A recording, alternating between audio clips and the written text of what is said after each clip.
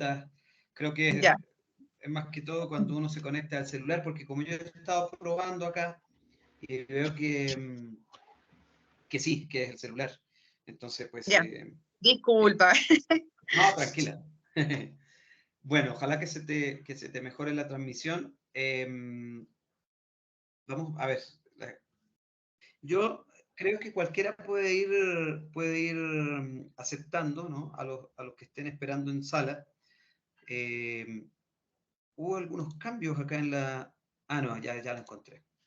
Estaba buscando donde aparecen todas las caritas para poder mirar con más detalles, porque así las caritas me van cambiando. Ahora veo a Valesca, veo a Luis Navarrete, veo a... Aquí estoy viendo a Edith Reyes, Marco Aurelio, Luz Pargas, Jenny, Guerrero, hola, hola, Pastor, sí, estoy viendo aquí a la mayoría. Entonces, cuando le pongo esa en view arriba, uno le pone Large Gallery y ahí como que cambia y te muestra más caritas, así como en pantallitas chicas, pero y uno puede cerrar ahí y te aparece más gente. Entonces yo puedo ir moviendo también y veo aquí a mis estudiantes.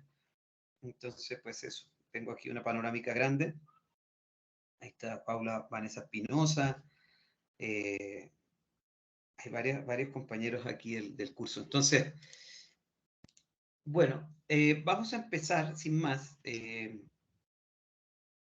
Perdón, para quien me preguntó sobre los simposios, me dicen que sí, que la descripción está en la página de la CIRS, por si acaso. Anel, yo no sé muy bien. Si quieres, echa un vistazo. Si está rara, digamos, la información, pues yo vuelvo a consultar a ver qué se puede hacer. Lo hablamos de manera interna. Sí, Gracias. listo. Pero ya el coordinador principal del evento, que es el profesor Eduardo Aguirre, de la Universidad Nacional, me confirmó que sí se puede. Bueno, entonces ya que habemos quórum, tenemos un quórum, a ver, estamos 80 personas, pero sin duda en los próximos 2 minutos tendremos un poco más de concurrencia. Nuevamente, pues darles un cordial saludo, una feliz tarde para todas, para todos. Ahí se acaba de conectar John Zorro, que es un estudiante de sociología. Le doy un saludo a las estudiantes y a los estudiantes de sociología que están aquí, que los veo, que están ahí en el laboratorio, con los núcleos problemáticos de fondo. Entonces, pues, un saludo para todas las colegas y colegas que están conectados hoy en distintos países. Sabemos que tenemos también un grupo muy importante de Venezuela que siempre nos acompañan, así que un saludo para ellos, para ellas. Y pues sin más, ya que pues estamos en el tiempo, como les comentaba, si pueden ir aprobando a las personas que están en fila, ahí solicitando entrar a la sesión, pues les agradezco, porque como yo voy a estar metido en el tema esta vez, entonces, pues bueno, sin más, les comento que la clase del día de hoy versa sobre el texto que se denomina Sociosemiótica de los imaginarios sociales, ¿no?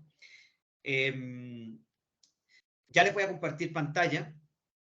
Como de costumbre, tenemos un grupo de estudiantes de sociología que nos van a acompañar, que nos van a hacer que van a interpelar al texto, ¿no? Entonces vamos a ver de qué se tratan sus comentarios. Después, pues, si hay alguna otra duda, bienvenida. En este caso, pues, hay una diferencia porque digamos que Rubén Ditus efectivamente tiene una producción interesante sobre imaginarios sociales y quizás, pues a mi modo de ver, lo más valioso de este texto es una propuesta que él hace, ¿no? Es un académico relativamente joven, ¿no? Pues digo joven porque como que en la universidad tenemos unos umbrales, ¿no? De gente que está como entre los 30 y los 40, digamos, que son profesores, ¿no? Después entre los 40 y los 50, y de los 50 hasta los 80, más o menos, ¿no? O sea, como que tendríamos que separar así un poco. Bueno, Rubén Dito yo diría que está llegando a los 50 ya. Entonces está por pasar a ser senior, llamémosle así, ¿no? Bueno, Rubén, yo lo conozco hace muchos años, así que para mí igual es importante hacer este aporte de su trabajo. Lo conozco hace pues aproximadamente,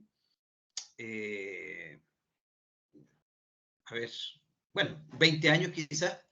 Hemos compartido varios escenarios académicos, hemos estado pues en eventos, en seminarios, y él pues llega al tema de la sociosemiótica. Él es comunicador, es comunicólogo, ¿no? Entonces aquí yo quería mm, prevenir el asunto antes de entrar en materia, de que en este universo, digamos, de las ciencias sociales, la comunicología como tal es una línea que pues yo diría que ya a estas alturas, pues los elementos que vamos a ver hoy, al menos, son transversales, ¿no? De hecho, uno de los grandes énfasis que hace el texto de Rubén Titus es el hecho de que esta sociosemiótica de la cual vamos a hablar eh, un enfoque que ya es inclusive transdisciplinario, o sea, que supera realmente las disciplinas, lo cual es pues sumamente apasionante, ¿no? Porque pues aborda y toca, digamos, los intereses de todos los que estamos aquí, independientemente. Bueno, así, de la misma manera, podríamos decir que es el trabajo sobre los imaginarios sociales, ¿no? Y las representaciones. O sea, dependiendo de un poco el enfoque que se tenga en las representaciones y los imaginarios, vamos a ver que pues, puede importarle a cualquier disciplina. Hemos tenido investigadores de las más diversas áreas, ¿no? Bueno, sin más, yo lo que quiero dejar de manifiesto también es que en esta presentación nosotros no vamos a llegar hasta la semiótica, ¿no? O sea, no vamos a llegar a hablar de semántica, no vamos a llegar a hablar de sintaxis o de pragmática, qué sé yo, no vamos a llegar hasta allá, ¿no? No vamos a llegar a hablar de la semántica y tampoco de las herramientas que la semiótica, por ejemplo, utiliza sobre el signo. No vamos a recurrir a todo ese background, digamos, ¿no? Que requeriría un curso aparte casi, ¿no? Para los que conocen un poco el tema de la semiótica y saben cómo se ha ido constituyendo la semiótica en su historicidad desde las distintas escuelas, sabemos que hablar de semiótica vendría a ser una tarea titánica que a lo mejor nos consumiría un espacio tan potente como el que hemos construido en este curso. ¿Sí? Entonces, pues para los estudiantes de sociología, que aquí estoy viendo a Jessica, a Paula, qué sé yo, a Jimena, a todos los compañeros, ahí está Felipe, que dice Ángela Piedad, creo que estás conectado desde otro dispositivo. Saludos. Simplemente mencionar que vamos a dejar, digamos, la semiótica en su escuela como una tarea que hay que explorar, ¿no? Para quienes no son duchos, digamos, en esa materia. También comentarles, así como una nota al pie de página, de algo muy interesante, es que el profesor Fernando Andach, que es el profesor, un semiólogo muy reconocido uruguayo, ¿sí? Pronto va a sacar un manual de semiótica e imaginarios sociales, que es lo último en lo que él está trabajando. Entonces, para que no nos preocupemos, que vamos a tener un manual pronto con herramientas para trabajar sobre el signo, qué sé yo, sobre la estructura, sobre los sistemas, si es que llegamos hasta la semiología, depende del debate, ¿no? Si llegamos a esos sistemas de signos que nos organizan, pues, las relaciones sociales, ¿no? Entonces vamos a hablar desde el discurso, pero también de la idea del texto. Entonces, sin más, yo les voy a compartir ahora la pantalla para que vayamos viendo el aporte del profesor Rubén Titus, ¿no? Denme un segundo, por favor.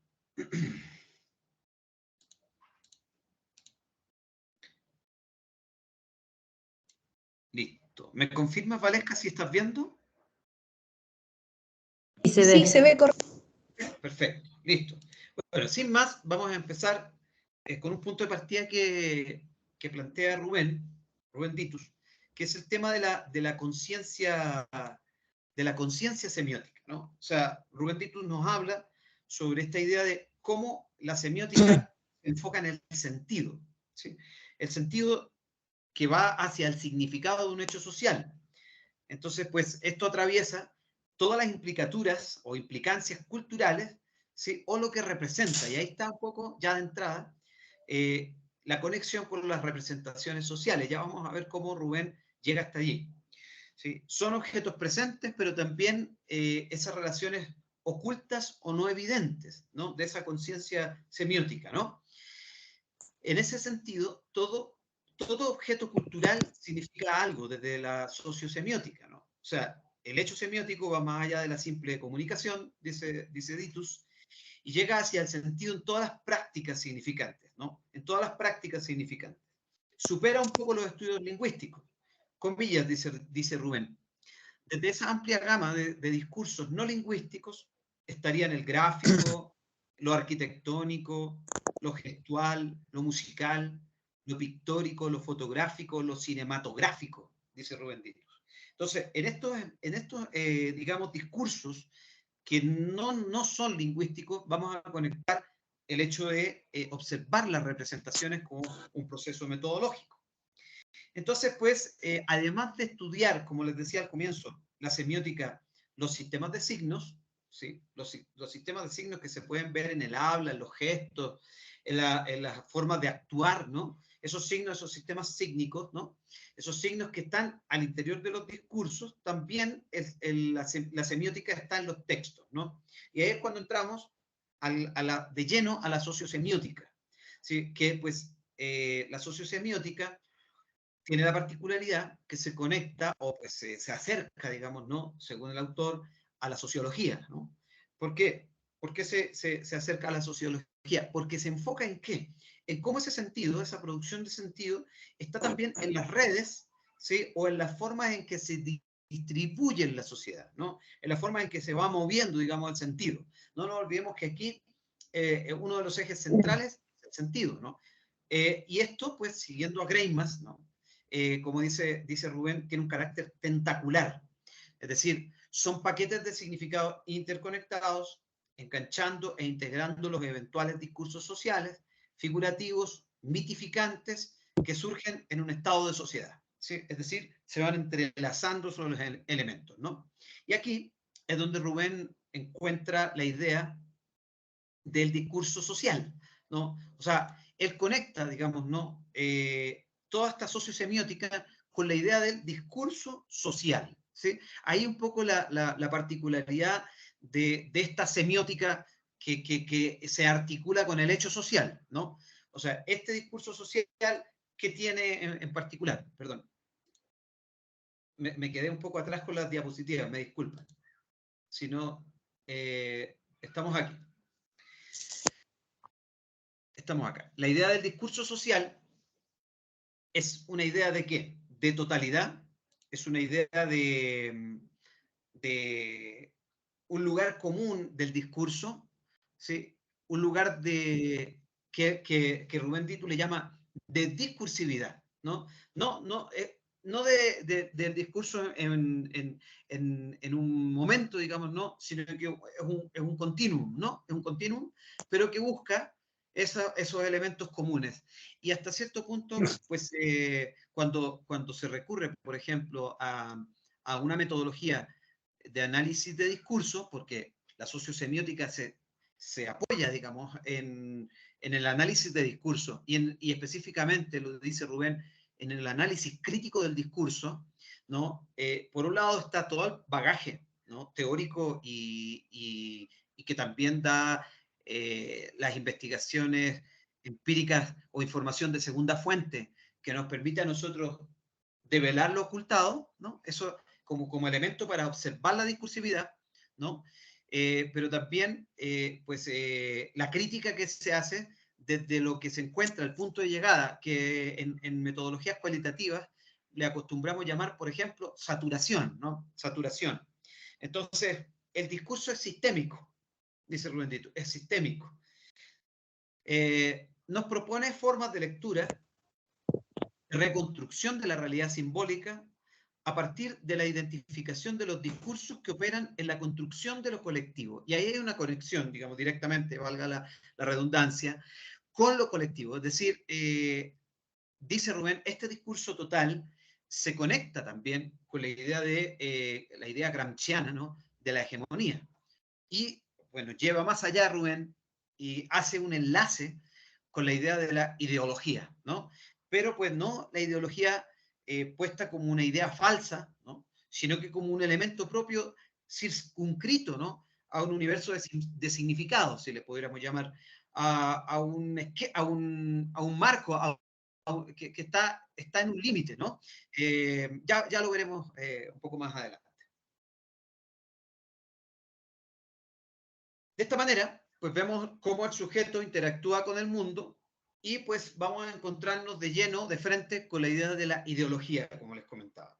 La ideología, ¿para qué? Para observar cómo se circunscribe la ideología. La ideología, pues, lo plantea Rubén, en este caso, pues, se forman, las ideologías se transforman, se producen a través de este discurso.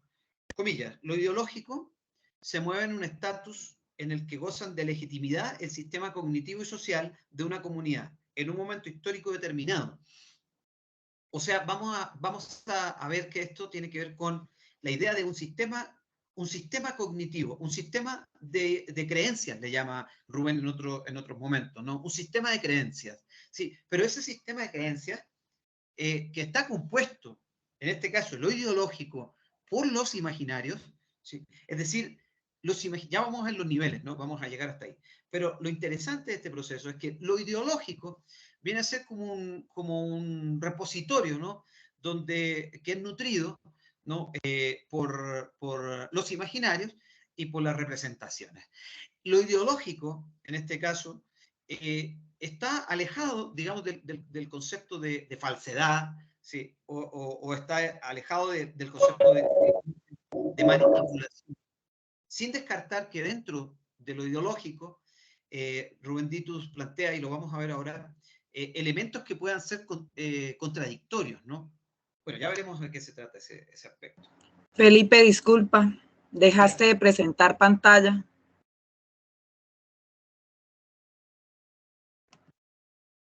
Qué pena, ya voy de nuevo, qué raro. Como que se cortó. A ver, ya voy. Me dicen, por favor, si va de nuevo. Sí, ya. Listo.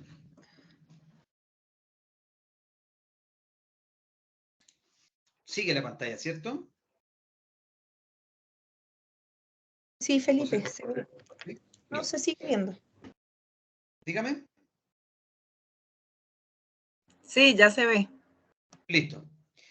Pues la ideología, esto es muy interesante porque no es que la ideología sea un sistema, digamos, opcional frente a lo que podríamos decir una ideología como la que entendemos de una manera como la que retrató el marxismo, por ejemplo, ¿no? Es decir, como una opción, ¿no? Es decir, no es un sistema de creencias que no aceptamos, ¿no? Sino que es algo que está presente, es algo que está presente donde efectivamente existen discursos contradictorios, ¿no? Existen esos discursos, pero que también pueden llegar a ser parte de la ideología. O sea, son un fenómeno incorporado en ella, ¿no?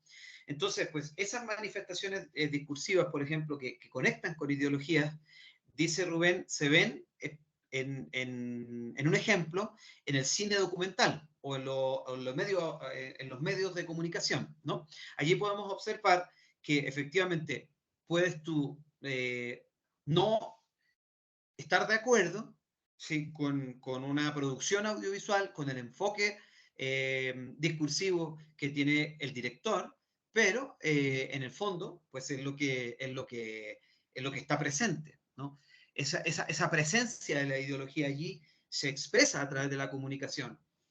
Sin embargo, pues esa no ausencia de confrontación no existiría, digamos. O sea, siempre hay un margen, ¿no? Un margen que pues hasta cierto punto cuando llega a ser absoluto, por ejemplo, cuando hablamos de un sistema totalitario, por ejemplo, una dictadura, ya ahí podríamos hablar de una configuración diferente del proceso ideológico, ¿no? y pues siempre está presente la crítica y el escepticismo, siempre está presente, ¿no? Entonces, el discurso, pues dice Rubén, va más allá de lo verbal.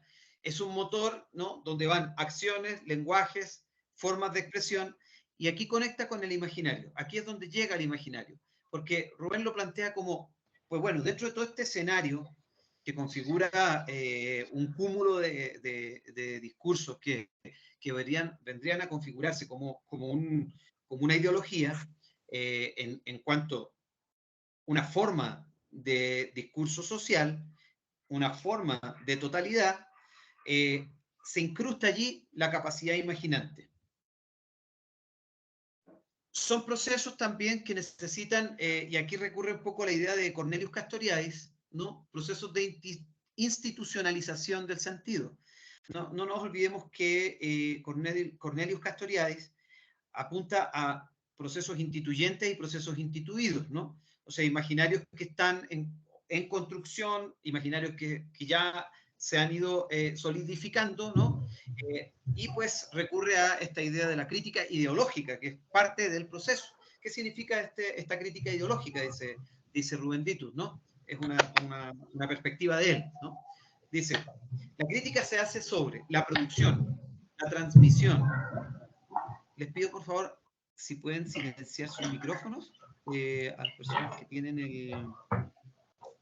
Bueno, ya, yo lo silencio acá, no se preocupen. Entonces, sobre la idea de la producción, transmisión, consumo de significaciones. Este tema de las significaciones, ¿no? Es un aspecto clave, digamos, en la idea de cómo se va construyendo, cómo se va moviendo, ¿no? El sistema ideológico. ¿Sí? Cómo se construye, cómo se transmite, cómo se consume. Son elementos que, en cierto sentido, cuando hablamos de imaginarios o de representaciones, también conectan allí. Lo que pasa es que el sistema ideológico, en este caso, es un sistema, como dice acá, finito o cerrado, es decir, tiene un perímetro, ¿no? Tiene un perímetro, una idea que está naturalizada, qué sé yo, como la idea del consumo, como la idea de la violencia, que podríamos pensar que, pues, frente a otros elementos como la paz, que podríamos pensar que a la larga, cuando buscamos los imaginarios que sustentan una ideología, pues Rubén dice, tenemos que ver cómo eso se transforma en cuál es el imaginario que da sustento, por ejemplo, a la idea de la paz, cuál es la representación de la paz, una paloma blanca. Entonces, pues, ese modelo finito está compuesto por imaginarios y representaciones. Vamos a ver cómo operan, ¿sí? Que es uno de los elementos interesantes de la propuesta, ¿no? Bueno, la totalidad discursiva de la cual recientemente hablábamos parte desde la idea del belga Marc Angenot, ¿no? Esta idea del poder discursivo. O sea, él habla de que este discurso omnipresente, omnipotente, ¿no? Está presente en todos lados, termina siendo una dominante interdiscursiva, una relación hegemónica, ¿no? Dice Editus, la resultante sinérgica de un conjunto de mecanismos unificadores y reguladores que aseguran la división del trabajo discursivo y la homogeneización, dice, de las retóricas, de las tópicas y de las doxai, es decir, los saberes comunes, que también pues recurre Rubén es por un lado la doxai y por otro lado la doxa, ¿no? El sentido común, ¿no? Entonces, los saberes comunes versus el sentido común. El imaginario opera a través del sentido común. Ahora, cuando pensamos en los grandes sistemas, o como Rubén también le llama, ¿no? Sistemas de creencias, ¿no? Para un poco hacer la homología con la ideología, ¿no? O darle sentido, ¿no? Son sistemas que están aceptados, es decir, por ejemplo, cuando hablamos de modelos culturales, son legitimados, ¿no? Y ahí hay una serie de monopolios de la representación. Eso es muy interesante. ¿Por qué? ¿A qué nos referimos con el monopolio de la representación? Va a depender, y lo dice Rubén más adelante, de la institución que construye el mensaje, ¿no? La institución que construye el mensaje va a tener, digamos, la intención para monopolizar también o para construir estas representaciones, ¿no? Vamos a ver esos niveles de los cuales habla, y ahí también está el tema de la imposición del significado, ¿no? Un poco conectado con la idea de Boaventura de Sousa Santos, ¿no? Aquí si lo pudiéramos conectar, cuando Boaventura dice, es difícil,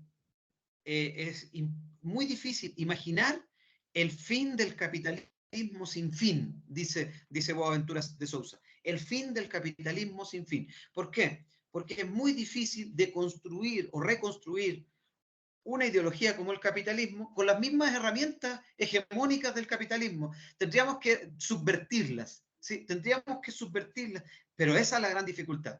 O sea, cómo llegar a construir hegemonía, ¿sí? Con las mismas o con los mismos códigos de la modernidad, ¿sí? Si esos códigos de la modernidad no logran dar respuesta contestataria, ¿no? O subversiva, ¿no? Entonces, pues, está en una especie de espiral que no permite transformación social, digamos, ¿no? Sería una espiral recursiva, ¿no? Una espiral recursiva.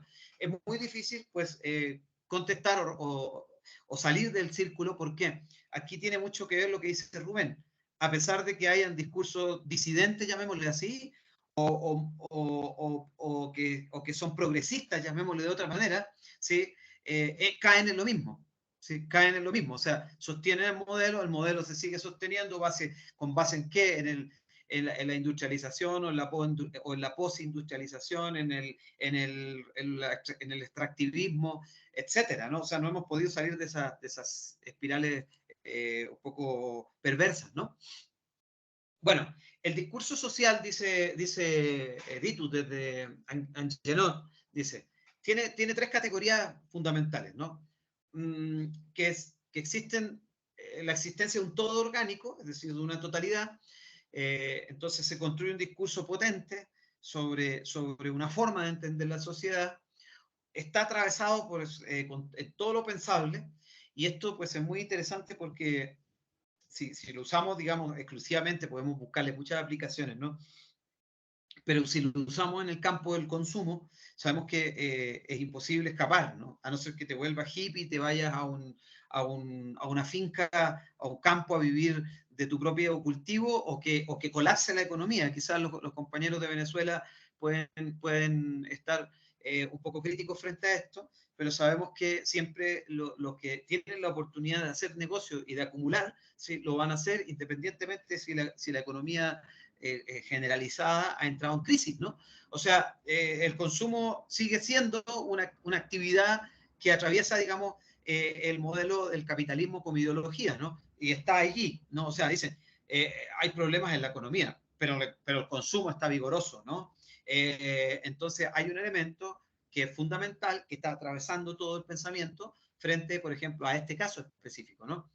El discurso social, dice este autor, ¿no? Desde la perspectiva de Angenot, representa e identifica, es decir, instituye el mundo, lo construye como real, si la función óntica, tiene un campo axiológico, es decir, valoriza, clasifica, legitima, ¿sí? Y sugiere, ¿no? Hace actuar, ¿no? Esta es una función pragmática, dicta reglas.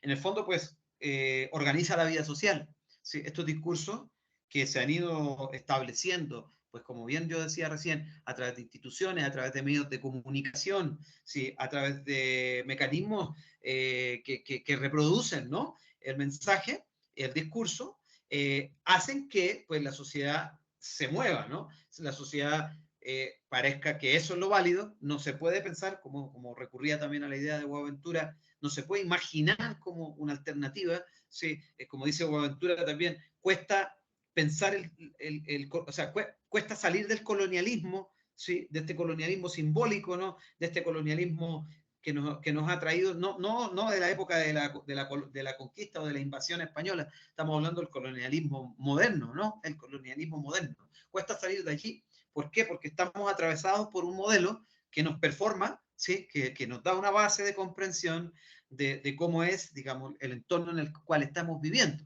¿sí? E incluso, pues, para nosotros que estamos aquí, en un escenario crítico, ¿no? En un escenario crítico.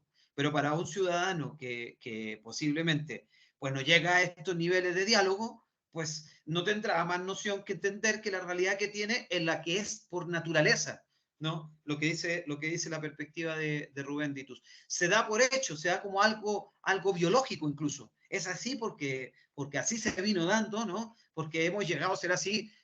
Porque cuando yo le digo a veces, y este es un tema, un pie de página, ¿no? Yo le digo a mis estudiantes de sociología, ¿cuántos de ustedes, por ejemplo, se bautizaron? Pues, hombre, todos, porque la mayoría, o al menos la gran mayoría, porque no es que tú te hayas bautizado, te bautizaron. Segundo, ¿cuántos de ustedes hicieron la primera comunión? Pues una gran mayoría. Y tú tomaste esa decisión con muchos argumentos, muy pocos, porque es lo que correspondía, ¿sí? Entonces, digamos que en un contexto católico, digamos, como en el que estamos una gran mayoría, ¿no? En América Latina, no digo que la totalidad, pero una gran mayoría, también atravesados por una ideología religiosa, ¿no? Entonces, eso, pues, es otro ejemplo, digamos, ¿no? Es otro ejemplo. Entonces, la búsqueda es lo homogéneo, dice Rubén Titus, ¿no? Legitimaciones, dominancias, recurrencias, son cuestiones que vamos encontrando, vamos observando, principios de cohesión, imposición de puntos de vista, ¿sí? Unificación orgánica, ¿no? Orgánica en términos de cómo funciona la sociedad, ¿sí? Cómo se va organizando, tendencias generales o macro tendencias, ¿sí? La doxa, el sentido común que obviamente sabemos que el sentido común podríamos decir que hay que observarlo con detalle, porque esa es una de las grandes discusiones que ha tenido Habermas con Luhmann, ¿no? Sobre el tema del sentido, ¿no? O sea, por un lado, pues sabemos que el sentido común nunca llega a ser totalmente común, ¿no? En el máximo del detalle, digamos, ¿no? Pero sí podríamos decir que hay unas significatividades compartidas, ¿no? Eh, como diría un sociólogo argelino que se llama Abdelmalek Sayad, dice hay una especie de moral doméstica, una moral doméstica entre las personas, él dice, entre los que viven en Argelia y ciertos migrantes que se van a vivir a Francia o que se quedan en Francia. Una moral doméstica, es decir, pues en nuestras casas tenemos ciertas prácticas que podríamos conectar con la idea del hábitus de Bourdieu, ¿no? Que pues nos vienen como predadas, ¿no? Que hemos pues, reconstruido hasta cierto punto, ¿no? Entonces son cuestiones que nos hacen ser relativamente parecidos cuando hablamos de contextos socioculturales, ¿no? O sea, si nos ponemos en unos planos de occidentalización, obviamente yo no me estoy refiriendo a las comunidades indígenas o a las comunidades de otros pueblos, ¿no? Afrodescendientes que a lo mejor tienen unas prácticas más diferenciadoras, ¿no? Pero los que hemos asumido un modelo judío-cristiano, un modelo de consumo, ¿sí? Un modelo laboral, si quisiéramos hablar de una ideología del trabajo, donde la idea es trabajar 8 horas, un contrato, un tiempo de entrada, un tiempo de salida, poco tiempo para comer, muchas veces una explotación laboral donde Marx todavía tiene mucha razón sobre el tema ¿no? de la desigualdad que existía pues, en la época que él escribe, ¿no? El Capital. Eso sigue hasta cierto punto existiendo en muchas realidades, ¿no? Entonces podríamos decir que hay esos elementos que sí pueden ser coincidentes si lo quisiéramos justificar, obviamente. Yo simplemente estoy acoplando estas ideas para decir esto posiblemente sí se puede justificar. Sí, esa es mi idea, ¿no? O sea, yo me estoy refiriendo a eso. Ahora, dice Rubén que efectivamente podemos quejarnos, podemos decir, podemos estar en los márgenes, ¿no? Y pueden haber ideas antagónicas, pero lo interesante, dice en el texto, es que eso también, digamos, esa periferia discursiva, como dice acá la diapositiva, puede estar dentro de la propia hegemonía. O sea, dentro no es que no logran llegar a ser discursos transformadores, si quisiéramos, ¿no? O sea, quizás en algunos casos sí, porque no podemos descartar que las acciones de protesta, las acciones de transformación profunda de las instituciones transforman, ¿sí? Pero cuando por ejemplo, aquí en Bogotá se empezó a hablar de introducir en los colegios, ¿no? La discusión de género, aquí, discúlpenme, se paran los pelos de ciertos sectores que son conservadores, ¿no? Frente a el hecho de que un niño es un niño, una niña es una niña. ¿Sí? No pueden haber opciones intermedias o la diversidad esta de la cual se habla es una aberración, ¿sí? Es una aberración. Entonces, hay una resistencia que se expresan, ¿no? Para que la hegemonía no cambie, ¿sí? Digamos que estas rupturas o estas discursividades de márgenes existan, es muy difícil que pues transgredan del todo o forman parte incluso de la misma, el efecto puede ser que la hegemonía cobre más fuerza, ¿sí? Cobre más fuerza. Entonces eso es lo interesante del fenómeno.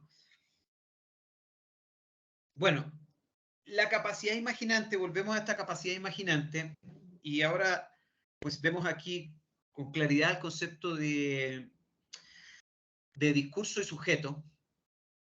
Pues dice Rubén, se apoya en las propuestas primero de Castoriadis, después de Juan Luis Pintos, de Manuel Antonio Baeza, basándose un poco en la idea de la intersubjetividad, basándose un poco en la idea de la institución de lo imaginario, ¿no? El proceso de institución de lo imaginario, que lo veremos un poco más adelante cuando hablemos de teoría fundamentada.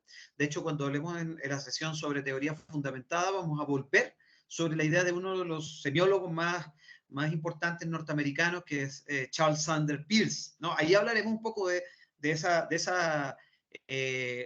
semiótica, ¿no? Que pues se nos va a dar una definición un poco más detallada de lo que es el signo y el símbolo y pues todo lo que es los niveles de conexión con los imaginarios, ¿no? Que pues con Carol Ramírez vamos a escuchar un poco sobre eso. En este caso, pues vamos a encontrar la perspectiva de Rubén, en el cual dice que el imaginario es un sustrato inconsciente, ¿no? Es un sustrato inconsciente, o sea, digamos que se ha ido como estableciendo por procesos, ya sea como estos esquemas de significado, ¿no? Son procesos que se han ido nutriendo sobre la base de ciertas prácticas, obviamente, de ciertas maneras de comprensión de la realidad, que no necesariamente tienen un borde tan específico como lo puede tener una ideología, que más que todo una ideología termina siendo un constructo, ¿sí? Un constructo más omniabarcante, por eso hablábamos al comienzo de la discursividad social o el discurso total, ¿no? Buscando esa hegemonía, ¿no? Esa totalidad. En el caso del imaginario, dice, son fenómenos, dice, el concepto de imaginario por un lado es algo que hace reunir dos fenómenos aparentemente contradictorios, dice. Una capacidad individual, que es la capacidad imaginante, dice Rubén, pero que se mantiene, y que esa capacidad imaginante, me acuerdo en el chat del WhatsApp, que alguien puso allí, o en el chat aquí mismo del grupo dijeron, pero el imaginario de por sí es social, decían. Sí, es que nosotros podríamos buscar la definición o la separación, que es algo que le podemos preguntar a Enrique Carretero cuando lo tengamos, si es que lo tenemos con nosotros. La separación, y esto es muy interesante, la separación que puede haber entre imaginario y creatividad, ¿sí? Ahí hay una cuestión clave, porque, y además hay otro nivel más, que podríamos decir que es una cuestión media construida por la dinámica industriales o postindustriales, depende del límite donde estemos mirando, pero que tienen que ver con la productividad y que se relacionan con la innovación.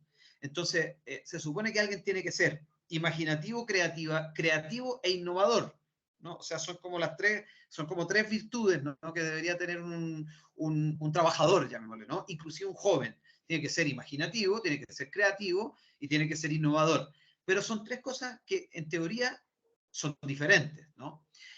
La creatividad, pues lo profundizaremos en otro momento, estoy haciendo un pie de página. La creatividad viene a ser como un proceso que se da de manera que se busca, se puede inculcar, se puede inclusive presentar hasta de manera circunstancial. O sea, yo estoy recurriendo a una serie de elementos, ¿sí? Y esa conjunción permite que surja una idea nueva, es decir, que se invente algo. La creatividad está relacionada con la invención, ¿no? Ese invento nuevo puede ser un invento completamente innovador, o puede ser una reformulación de algo que ya existe. Entonces la creatividad, por un lado, tiene un acervo de pensamiento que estaríamos diciéndolo de una manera más clara, en un pensamiento más racional.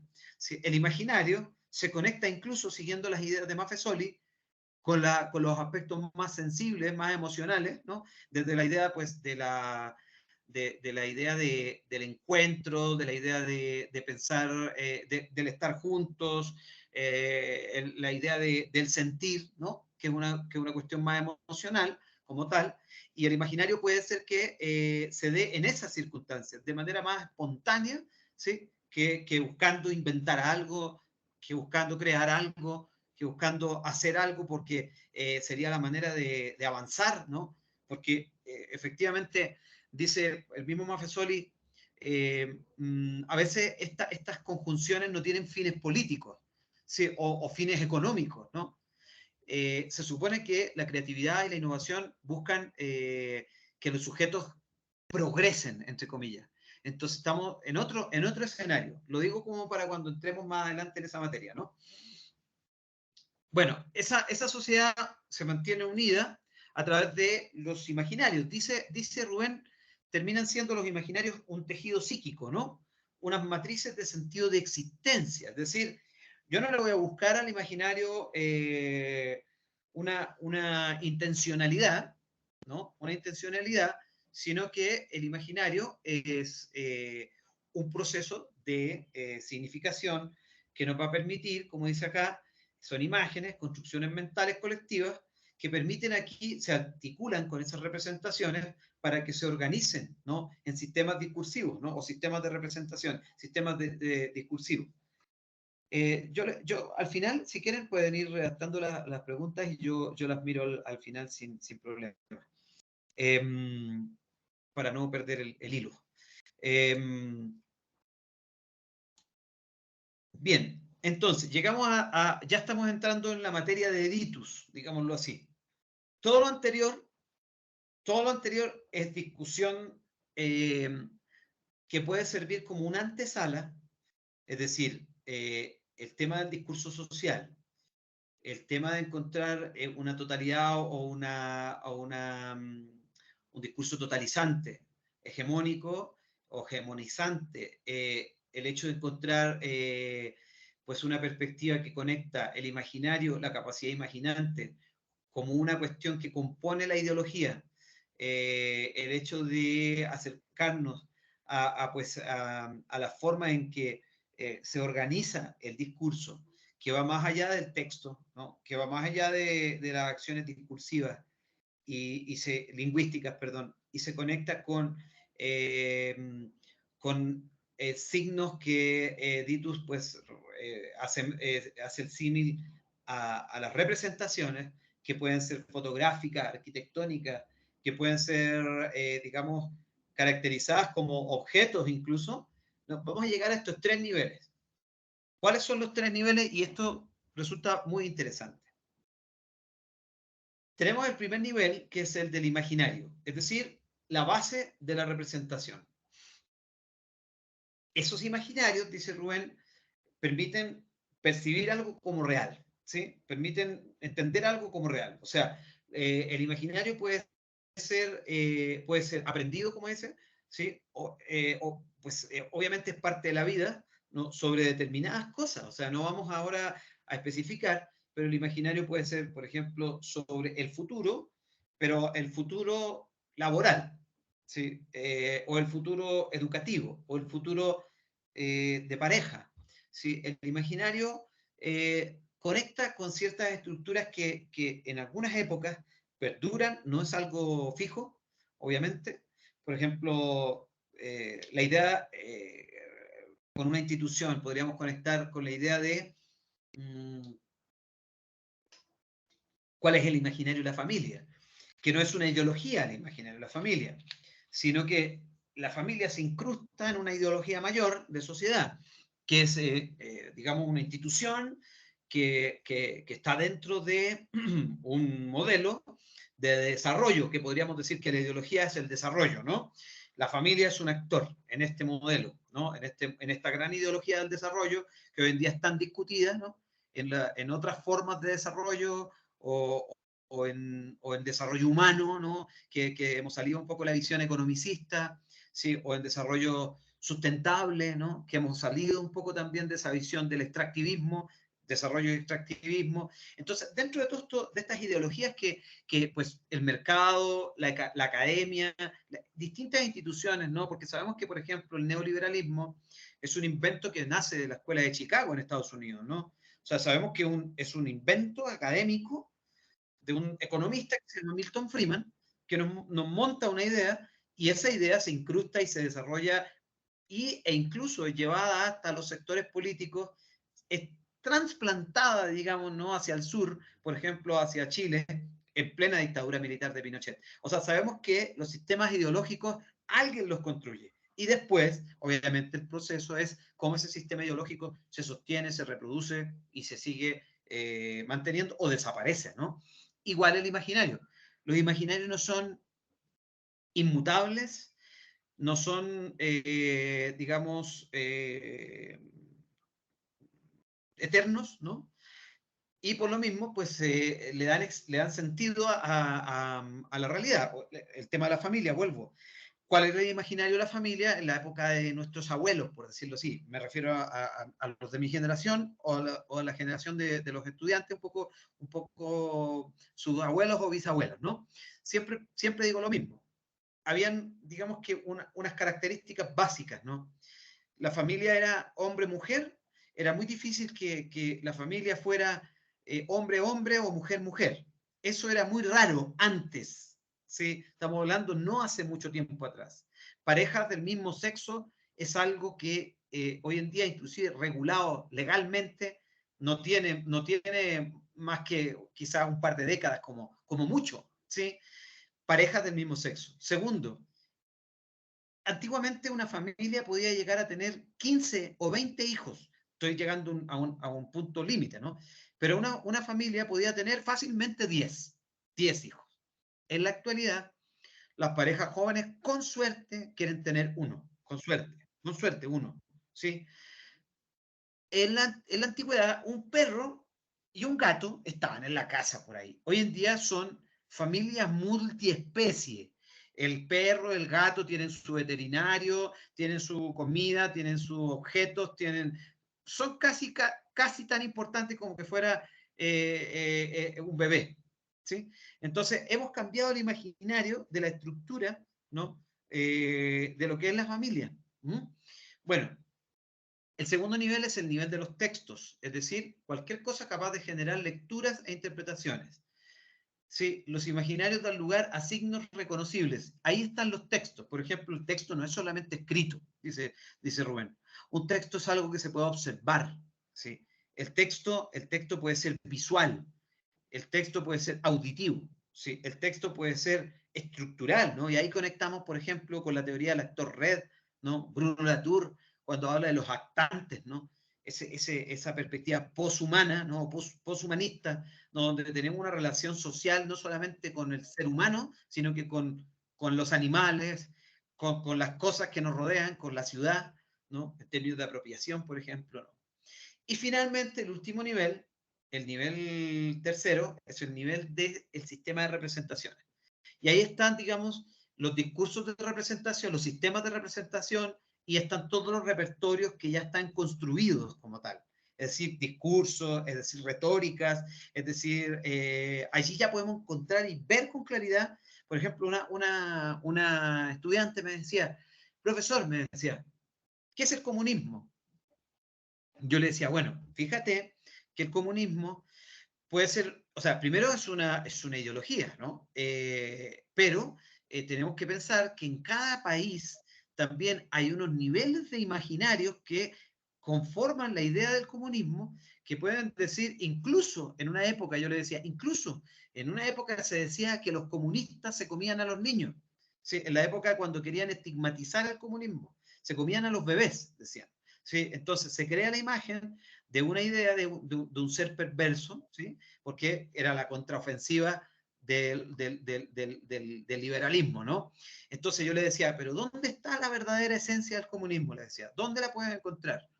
Por ejemplo, ¿dónde podemos decir que están esos signos reconocibles? ¿Sí?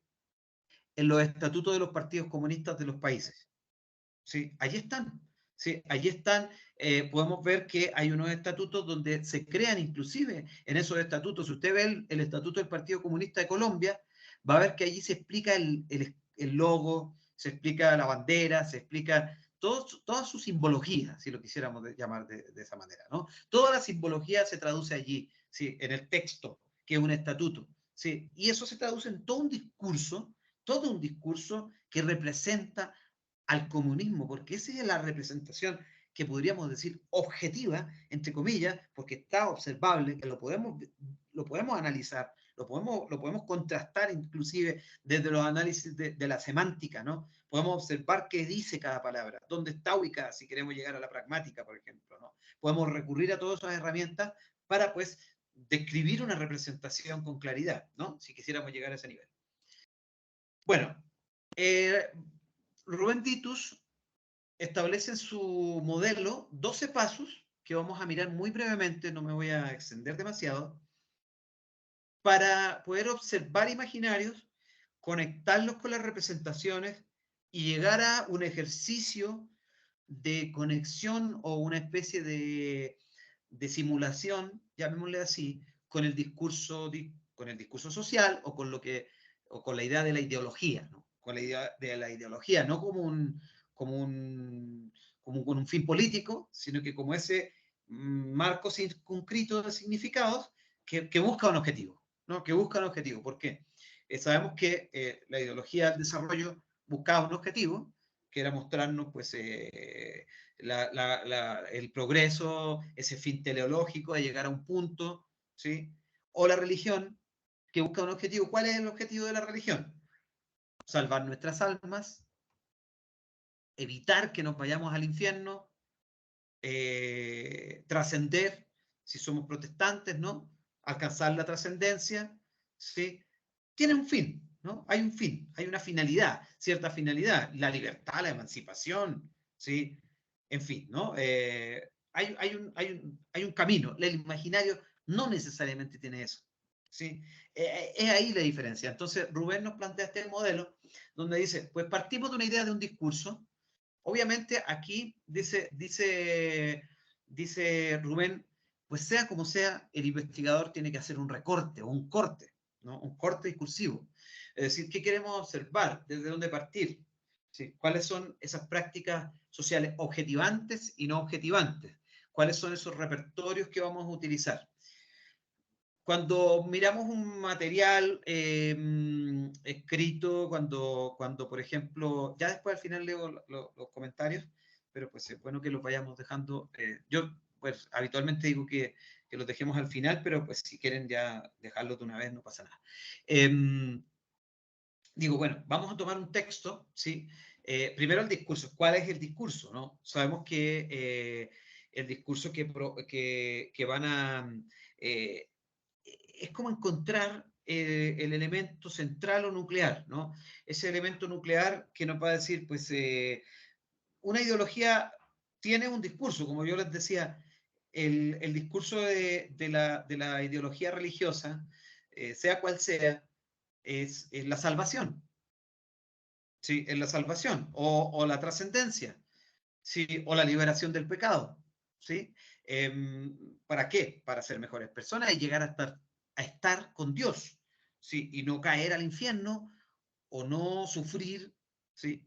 Las penurias, digamos, de alguien que no tuvo el perdón, digamos, ¿no? Entonces, para perdonar, para tener el perdón de Dios también hay que arrepentirse. En el caso de la religión católica hay que recurrir a otros mecanismos como por ejemplo la confesión, en fin, ¿no? Sabemos que hay unas rutas, ¿no?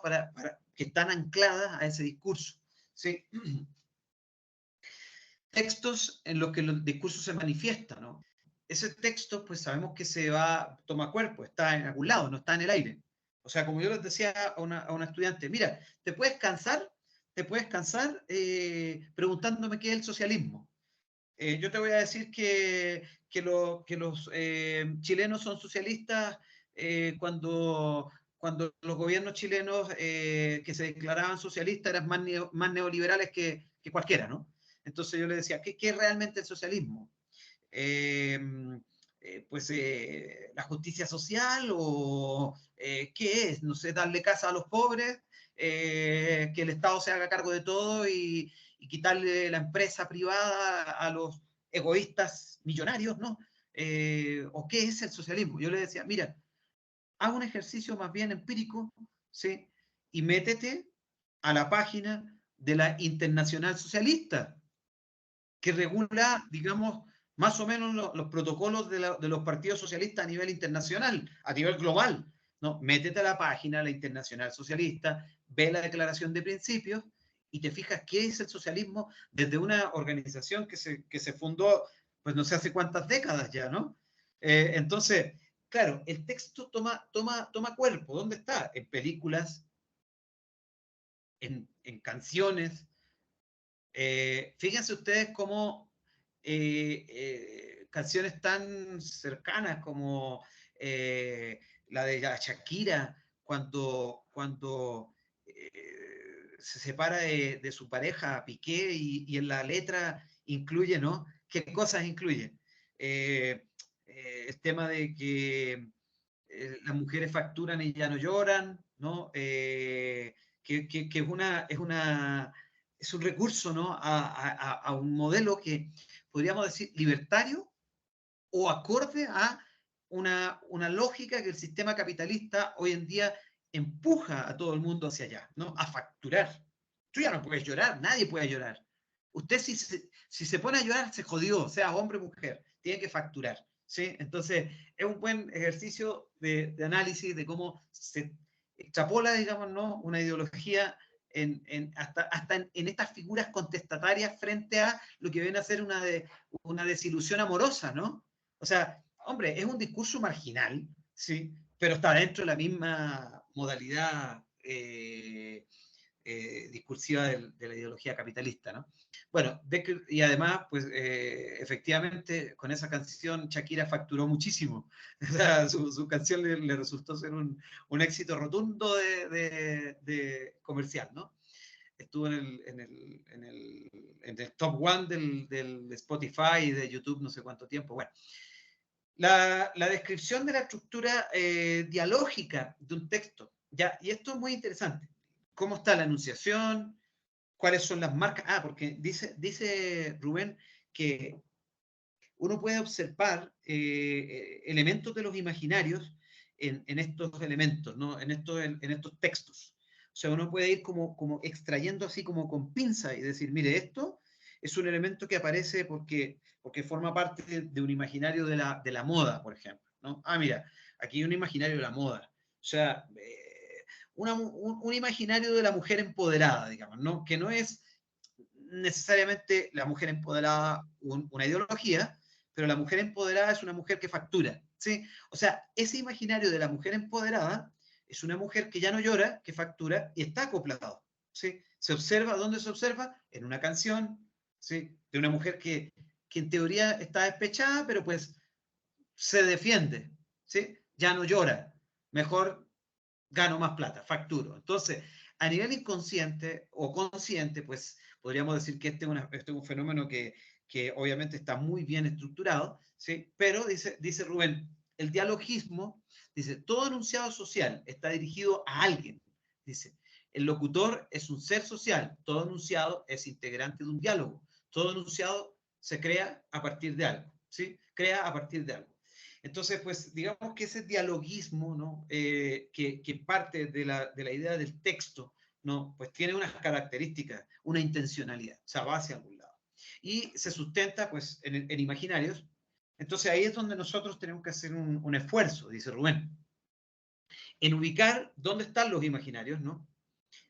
Primero saber cuáles son, ¿no? Obviamente, hacer un diagnóstico. O sea, vamos a diferenciar en el discurso, en ese texto, en dónde se cosifica, en cómo se expresa y cómo dialoga, la emergencia de los imaginarios. ¿Sí? O sea, observamos el procedimiento, llamémosle así, ¿no? Y dentro de ese procedimiento, dice Rubén, tomando las ideas de Juan Luis Pintos, de la idea de la opacidad, dice, ¿no? Está detrás la dimensión ideológica. Siempre puede estar ahí, por ejemplo, como yo les decía, en un discurso que se ve libertario, que se ve contestatario, hombre, está atravesado el mercado también. ¿Sí? Está atravesado ese mercado, porque yo me acuerdo cuando salió este video y este caso, lo empezamos a comentar en el chat que tenemos de la Red Iberoamericana de Imaginarios y Representaciones. Y decíamos, esta crítica o esta canción de desagravio, pues, de despecho, queramos llamarle como sea, esconde detrás también un fuerte componente comercial que va a llevar a que esta persona gane muchísimo dinero, muchísimo. ¿Sí? Entonces, pues, detrás hay algo naturalizado, como dijéramos, como lo dice Rubén, que pues llega a estar naturalizado, como que se escucha o se ve o se lee, digamos, o se observa como que es válido, ¿no? Es una cuestión que dice, partimos de la máxima semiótica, lo ideológico está presente en todos los discursos. Esto es muy interesante. Todo discurso es ideológico. Si entendemos las ideologías como determinadas, gramáticas, y esto es muy interesante aquí el concepto, presten atención, por favor. Dice, gramáticas de producción que circulan en un momento histórico determinado. Concluimos que una sociedad no puede estar dominada por una sola gramática de producción. Lo que ocurre es que hay algunos discursos en los que la dinámica de ideología-poder se observa sin rechazo social. O sea, hay algunas gramáticas, llamémosle así, más poderosas que otras. ¿Sí?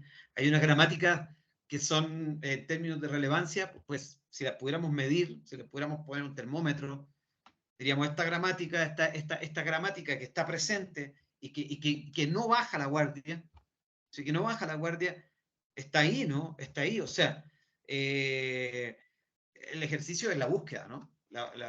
Es como desentrañar hasta dónde eso está o no.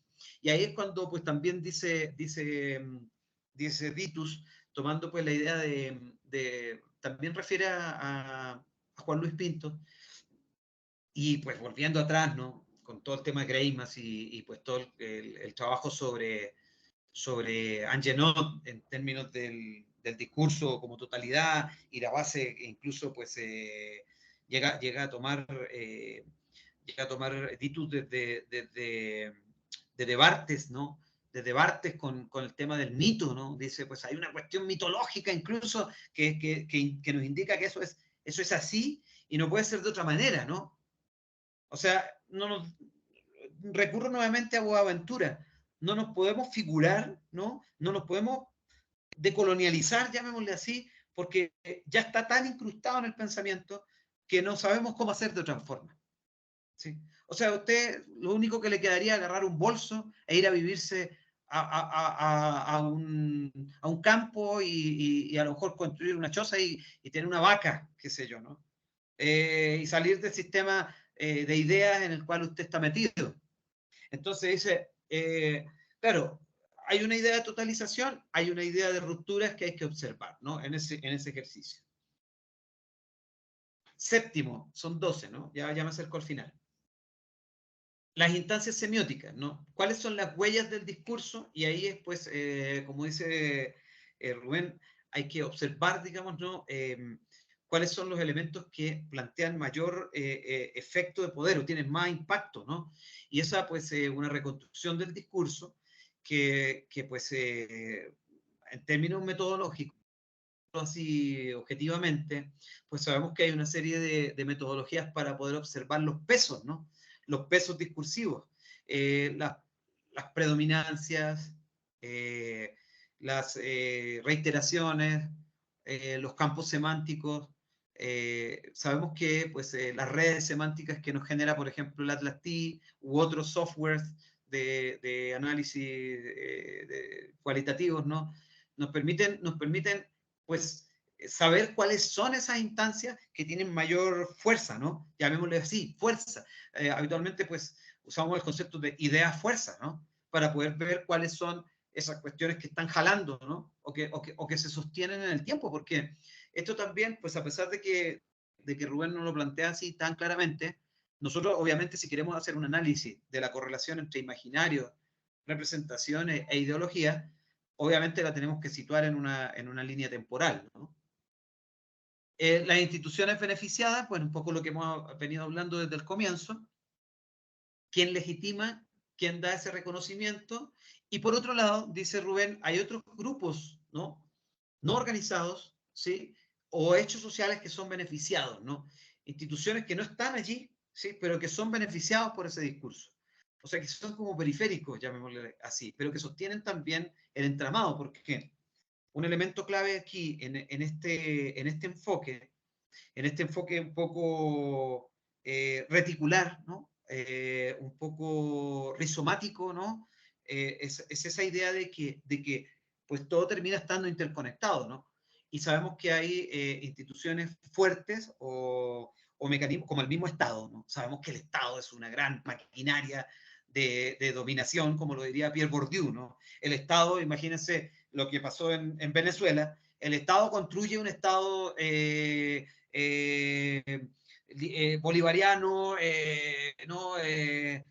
Con una constitución bolivariana y empieza a crear todo un sistema de signos que hace que el que se opone pues le va más o menos mal, digamos, ¿no? Entonces, ahí sí podemos ver que hay una estructura comunicacional muy poderosa, ¿no? Pero, pues, además los que no están con el Estado, pues tienen el riesgo de desaparecer como tal, o las instituciones de menor peso, pues no les queda otra que asumir ese discurso para poder dar juego dentro de esa hegemonía, ¿no? Y finalmente, ya con esto voy terminando, ahí está la red, ¿no? Dice Ditus, claro, ese conjunto de discursos, pues tenemos que observarlo y hasta dónde llega, que sea un problema, ¿no? Porque dentro de esto yo siempre digo, hay una cuestión de tiempo, hay una cuestión de recursos metodológicos, hay una cuestión de personal que trabaje en esto, porque uno puede estudiar el discurso de una institución pública, pero ¿cómo estudias tú cómo se está moviendo el discurso institucional, por ejemplo, en un Ministerio de Educación, en un Ministerio de Salud, en un Ministerio del Trabajo, en un Ministerio de la Vivienda? ¿Sí? ¿Cómo se está construyendo ese entramado, ¿no? O las religiosidades, ¿no? ¿Cómo van fluyendo? ¿Cómo las puedes estudiar todas? También hay dificultades, ¿no? O cómo observas el capitalismo, ¿dónde lo miras? ¿A quién estudia? ¿A Coca-Cola? ¿A Facebook? ¿A Instagram? ¿O estudio porque hoy en día, como dice Manuel Castells, funcionamos por nodos, ¿no? Y la información está toda interconectada, o sea, está interconectado Facebook con Instagram, con Twitter, con no sé qué, está todo interconectado, ¿no? Entonces, ¿qué observo? ¿Dónde observo? ¿Dónde observo dónde se mueve el discurso? Es una de las grandes dificultades metodológicas, porque nos quedamos apenas con un recorte. ¿Sí? O sea, nosotros si hacemos una tesis, por ejemplo, o una investigación de equipo, alcanzamos a identificar un análisis de datos, hacemos un poco de Big Data o hacemos algo así como de recurrencia, hacemos un poco de frecuencia y nos quedamos con una observación y un recorte muy parcial, ¿no? Entonces, claro, esa red discursiva legitimadora a veces puede ser inalcanzable, ¿sí? Por lo amplia que llega a ser, ¿no? Y allí, pues, está, digamos, lo que dice Ditus. Esa red significante es infinita, ¿no? O sea, puede ser infinita. Entonces, claro, ¿hasta dónde alcanza sus bordes? Es una de las grandes preguntas. Sí, o sea, la red discursiva legitima, por un lado, pero el alcance es muy amplio, ¿no? O sea, lo podemos observar permanentemente en una especie de articulación hoy en día con las tecnologías, dice Rubén, de formas que los jóvenes, porque él mismo lo cierra así en las conclusiones, ¿no? Dice, pues van a llegar un montón de estudiantes, o él espera, ¿no? Que lleguen los estudiantes diciendo, bueno, ¿dónde estudio yo esta red significante, ¿no? ¿Por dónde empiezo? ¿Sí? ¿Dónde me sitúo? Esa es una de las preguntas, ¿no? Y al final, él dice en su ejercicio, ¿no? Que es un ejercicio metodológico, termina con la necesidad de hacer una hipótesis. Sí, formular una hipótesis. ¿Qué significa eso? Una ideología ficticia. Nos dice, vamos a inventarnos unos imaginarios que nos provean la base, ¿sí? De una ideología, ¿no? Dice, podemos exagerar las condiciones de producción de un metadiscurso para ver una práctica discursiva y cómo esa práctica discursiva abusa del imaginario. Entonces, ese mecanismo, ese ejercicio, no es más que un ejercicio práctico, ¿no? Para ver cómo podríamos descifrar el hecho de que un corpus más articulado, ¿no? Con un perímetro, ¿no? Una gramática, como le llaman, una gramática, esta gramática que es la ideología, toma el imaginario, ¿no? Los toma y los manosea, si quisiéramos llamarle así, o los utiliza, ¿no? Los utiliza como su recurso. Entonces, inventémonos una ideología nueva. Sí, es un ejercicio de transformación, si lo quisiéramos llamar así, ¿no? Eso es la propuesta de Rubén Titus, ¿no? Ese es digamos, su material de aporte, ¿no? Su parte, digamos, donde deja esa necesidad de transgredir, ¿no? La forma, y no solo eso, sino que observar y pues pensar en cómo sería el mecanismo, ¿no? O sea, hacer un ejercicio ficcional. Pues eso es lo que él plantea, ¿no? Entonces, pues muchas gracias por el espacio, o sea, por la escucha atenta, ¿sí? Por la escucha atenta, yo creo que el texto de Ditus ofrece un montón de herramientas. Primero, como para cerrar, nos conecta con todo lo que tiene que ver con la ideología, con todo lo que tiene que ver con la hegemonía, con todo lo que tiene que ver con el discurso totalizante o el discurso social. Y de ahí articula con la idea de la representación, el imaginario y este juego metodológico para poder observar pues, cómo se expresa, ¿no? Cómo se expresa. Bueno, pues espero que por lo menos con este texto que uno cuando enseña o explica, digamos, una apreciación de un colega, uno dice, bueno, este colega, para que uno logre realmente trasladar todo lo que este colega realmente quiso decir en el texto, pues puede uno estar a veces pues en una vía contraria, ¿no?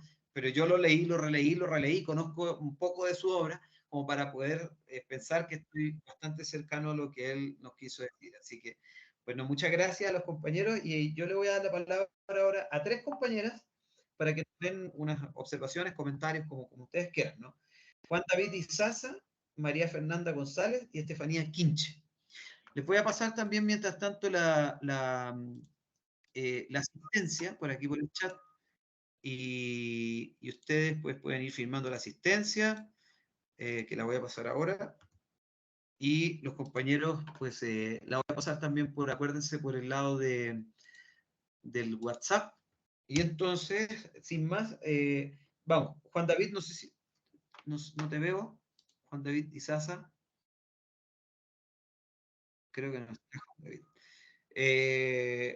María Fernanda Profe, González, dime. ¿me escuchas? Sí, sí, señor. Profe, Juan David tuvo un problema con la conexión y entonces él me dejó la pregunta ahí anotada.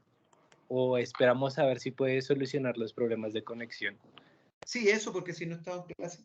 Bueno, sí, María Fernanda, ¿está o no? María Fernanda González y Sí, Estefanía sí, acá Quinche. estoy. Sí, dale, Sí. ver. ¿Sí me escuchan bien? Sí, se escucha bien. Creo que estoy un poco a contraluz, qué pena, pero es que me toca justo pasarme al celular porque mi computador no da para prender la cámara y micrófono al mismo tiempo. No te preocupes. Listo, pues agradecer, pues también siento que fue muy valioso el texto, o sea, también lo leí varias veces, también para entenderlo, como para inferirlo un poquito más, para tener un poco más de contenido.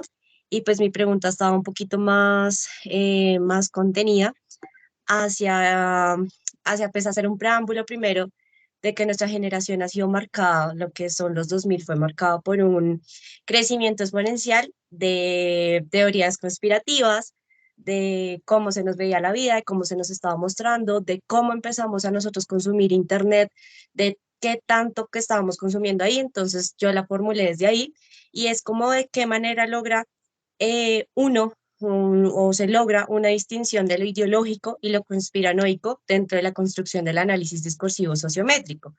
Esto pues entendiendo que también hay una inferencia social, económica y política por parte de lo que es las conspiraciones, también hay un formato de precisión, también hay líderes políticos que han llegado a crear conspiraciones para irse hacia allá y pues es como una pregunta doble, porque también es como, ¿cómo está esa delgada? ¿Cómo entendemos esa delgada línea ¿Y cómo es esa delgada línea de entendimiento si entramos a un análisis de la ideología de lo conspiranoico en lo que hoy es el Internet y lo que es como esa movilidad de información que tenemos hoy allí? Ah, súper buena la pregunta, María Fernanda, muy interesante. Me parece muy importante tu apunte, digamos, porque efectivamente no es que lo conspiranoico haya estado en una época, o sea, sigue estando, o sea, es una cuestión que no ha pasado y habría que ver realmente desde dónde lo abordamos. Bueno, déjame que yo ya lo tengo y le voy a dar respuesta también a Estefanía, que está por ahí, ¿o no? Creo que sí, ahí te veo. Sí. Es como eco, tienes como dos aparatos Listo, ya. conectados. Ahí Espera, sí. ya, sí, ya. Dale. Bueno, pues digamos, mi pregunta va enfocada pues un poco por lo que últimamente he leído un poco sobre la Organización Nacional de los Pueblos Indígenas en la Amazonía. Entonces lo que hablan allí es como esa representación de estos pueblos y cómo las mujeres se convierten pues en lideresas de su comunidad y este territorio y estas comunidades lo guían hacia el buen vivir, entendiéndolo pues desde las reproducciones de prácticas ancestrales, el cuidado de semillas, del territorio y esa conexión. Entonces mi pregunta va como, ¿crees que el modelo pues de estos 12 pasos que se trataban ayudaría a que el discurso social indígena se incorpore dentro de un discurso hegemónico sin crear imaginarios pues de discriminación?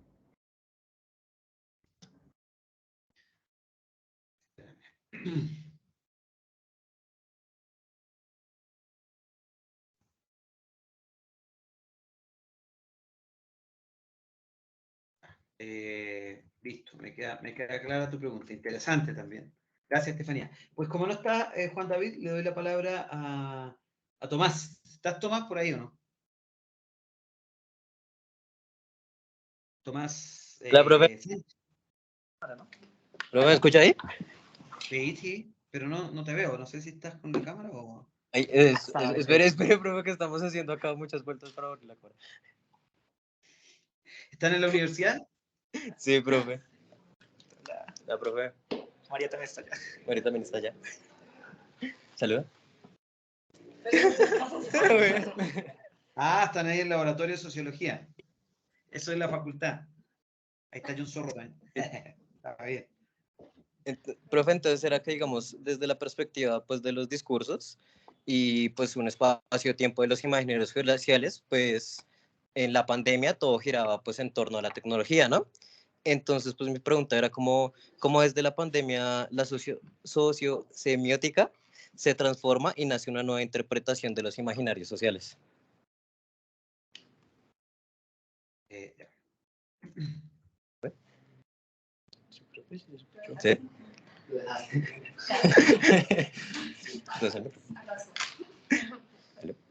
¿Profe? ¿Profe? Listo.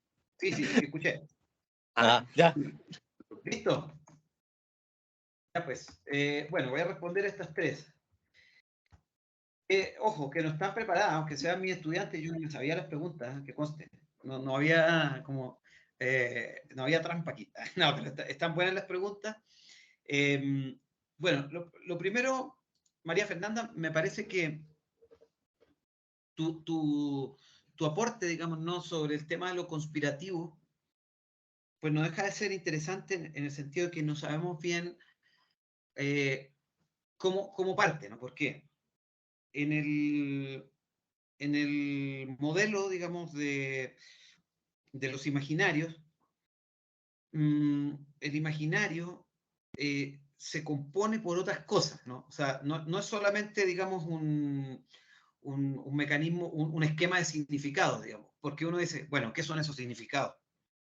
Uno podría decir, ¿qué son los significados? Claro. Depende de la perspectiva que entendamos el imaginario adquiere unas connotaciones diferentes. ¿A qué me refiero con esto? El imaginario puede tomar prestada, digámosle así, para su sostenimiento, ¿no? Puede tomar prestado, por ejemplo, el rumor. Puede tomar prestado el estereotipo.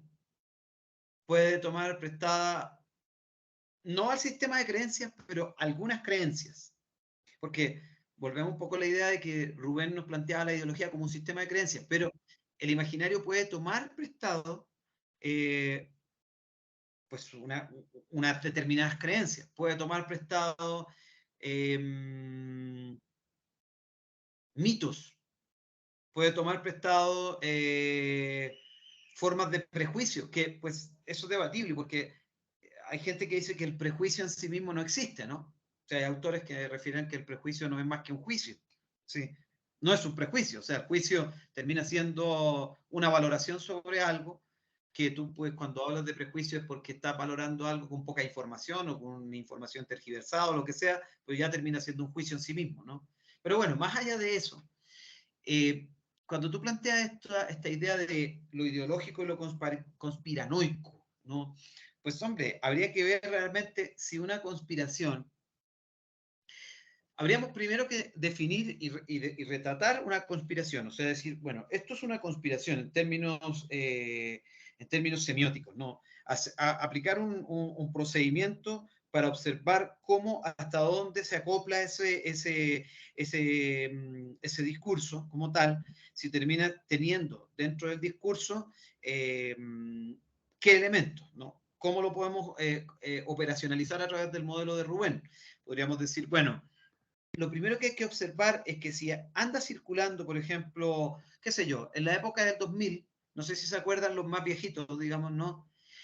En la época del 2000 nos dijeron que iba a haber un apagón digital, ¿sí? Que iba a llegar el año 2000 y se iban a apagar los computadores y que íbamos a perder toda la información y que iba a ser un caos mundial. Sí, creo que más caos informacional, llamémosle así, para no decir informático, informacional, hay en la actualidad, en el 2023, que en el año 2000.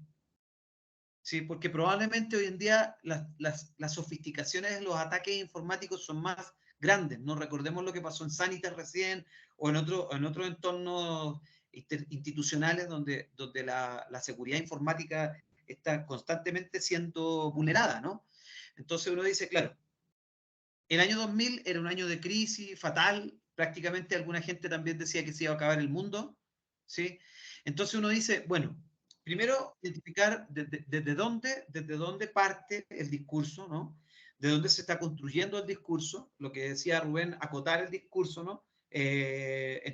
Hacer el recorte, obviamente identificarlo bien, porque cuando tú dices paranoico, ¿a qué nos referimos con paranoico? Estoy refiriéndome, por ejemplo, ahora que no sé, en plena pandemia, pues mucha gente diría, se acabó el mundo, ¿no? Ya era el fin del mundo para muchos, ¿no? Dirían, pues falta que lleguen los caballeros del apocalipsis nomás en sus caballos y se lleven a todo el mundo al infierno y de una vez cerramos la persiana y nos vamos todos, porque ¿qué más vamos a seguir haciendo en este planeta si ya la gente se está muriendo en la calle, ¿no? Entonces, claro, toda esa base discursiva hay que observarla y ver realmente, como dice el procedimiento, cuál es el texto en donde se cosifica esto. Sí, o sea, vemos que hay, obviamente, cuando empieza a haber una situación catastrófica, obviamente empieza el miedo, que es una base, obviamente, de la paranoia, ¿no? Y hay gente que recurre a reafirmar esa cuestión, ¿no? Entonces ahí habría que decir, por ejemplo, medios de comunicación sensacionalistas que dicen, está muriendo gente todos los días, a cada hora, las muertes ya no se aguantan, qué sé yo, no sé. El fin del mundo se acerca. Y aparecen los pastores cristianos también diciendo, la culpa la tienen, no sé, los chinos, la culpa la tienen los rusos, no sé. Entonces, claro, hay que observar el emisor, ¿no? Desde dónde viene el discurso. Y yo podría decir que, en el fondo, pues detrás de todo esto, hay una puesta en crisis o la idea de poner en crisis una ideología, ¿no? O sea, más allá de que sea una ideología política, económica, religiosa, un sistema, una gramática. O sea, por ejemplo, detrás de todos los discursos paranoicos, ¿no? O como le llamaste tú, conspiranoicos, ¿no? Hay gente que empieza a decir, son los Illuminati, ¿no? Y tú dices, claro, los Illuminati, ¿quién son los Illuminati, no? Entonces, por ahí aparece el rumor, ¿ya? El rumor de que hay un grupo de gente poderosa que tiene conexión con un mecanismo político, inclusive algunos dirán son los judíos, ¿no? Otros dirán va a desatarse la Tercera Guerra Mundial, ya es claro que ya están soltando las bombas atómicas, ¿no? Desde hace un tiempo. Pues bueno, todavía no las vemos, pero probablemente alguno dirá, ya esto es el fin del mundo. Entonces, claro, dentro de unos esquemas, digamos, delimitados de existencia, por ejemplo, en el caso de la religión, no me extraña que muchos pastores, por ejemplo, o curas, hayan recurrido a figuras de determinados imaginarios sobre cómo debemos vivir, cómo debemos convivir, cómo debemos pensar el futuro, ¿sí? ¿Por qué?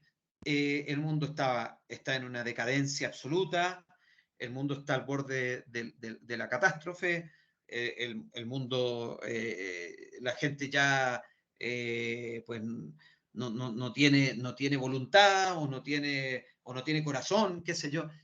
Entonces, claro, hay que hacer toda la búsqueda metodológica para saber realmente si estamos reconstruyendo o deconstruyendo una ideología, ¿sí?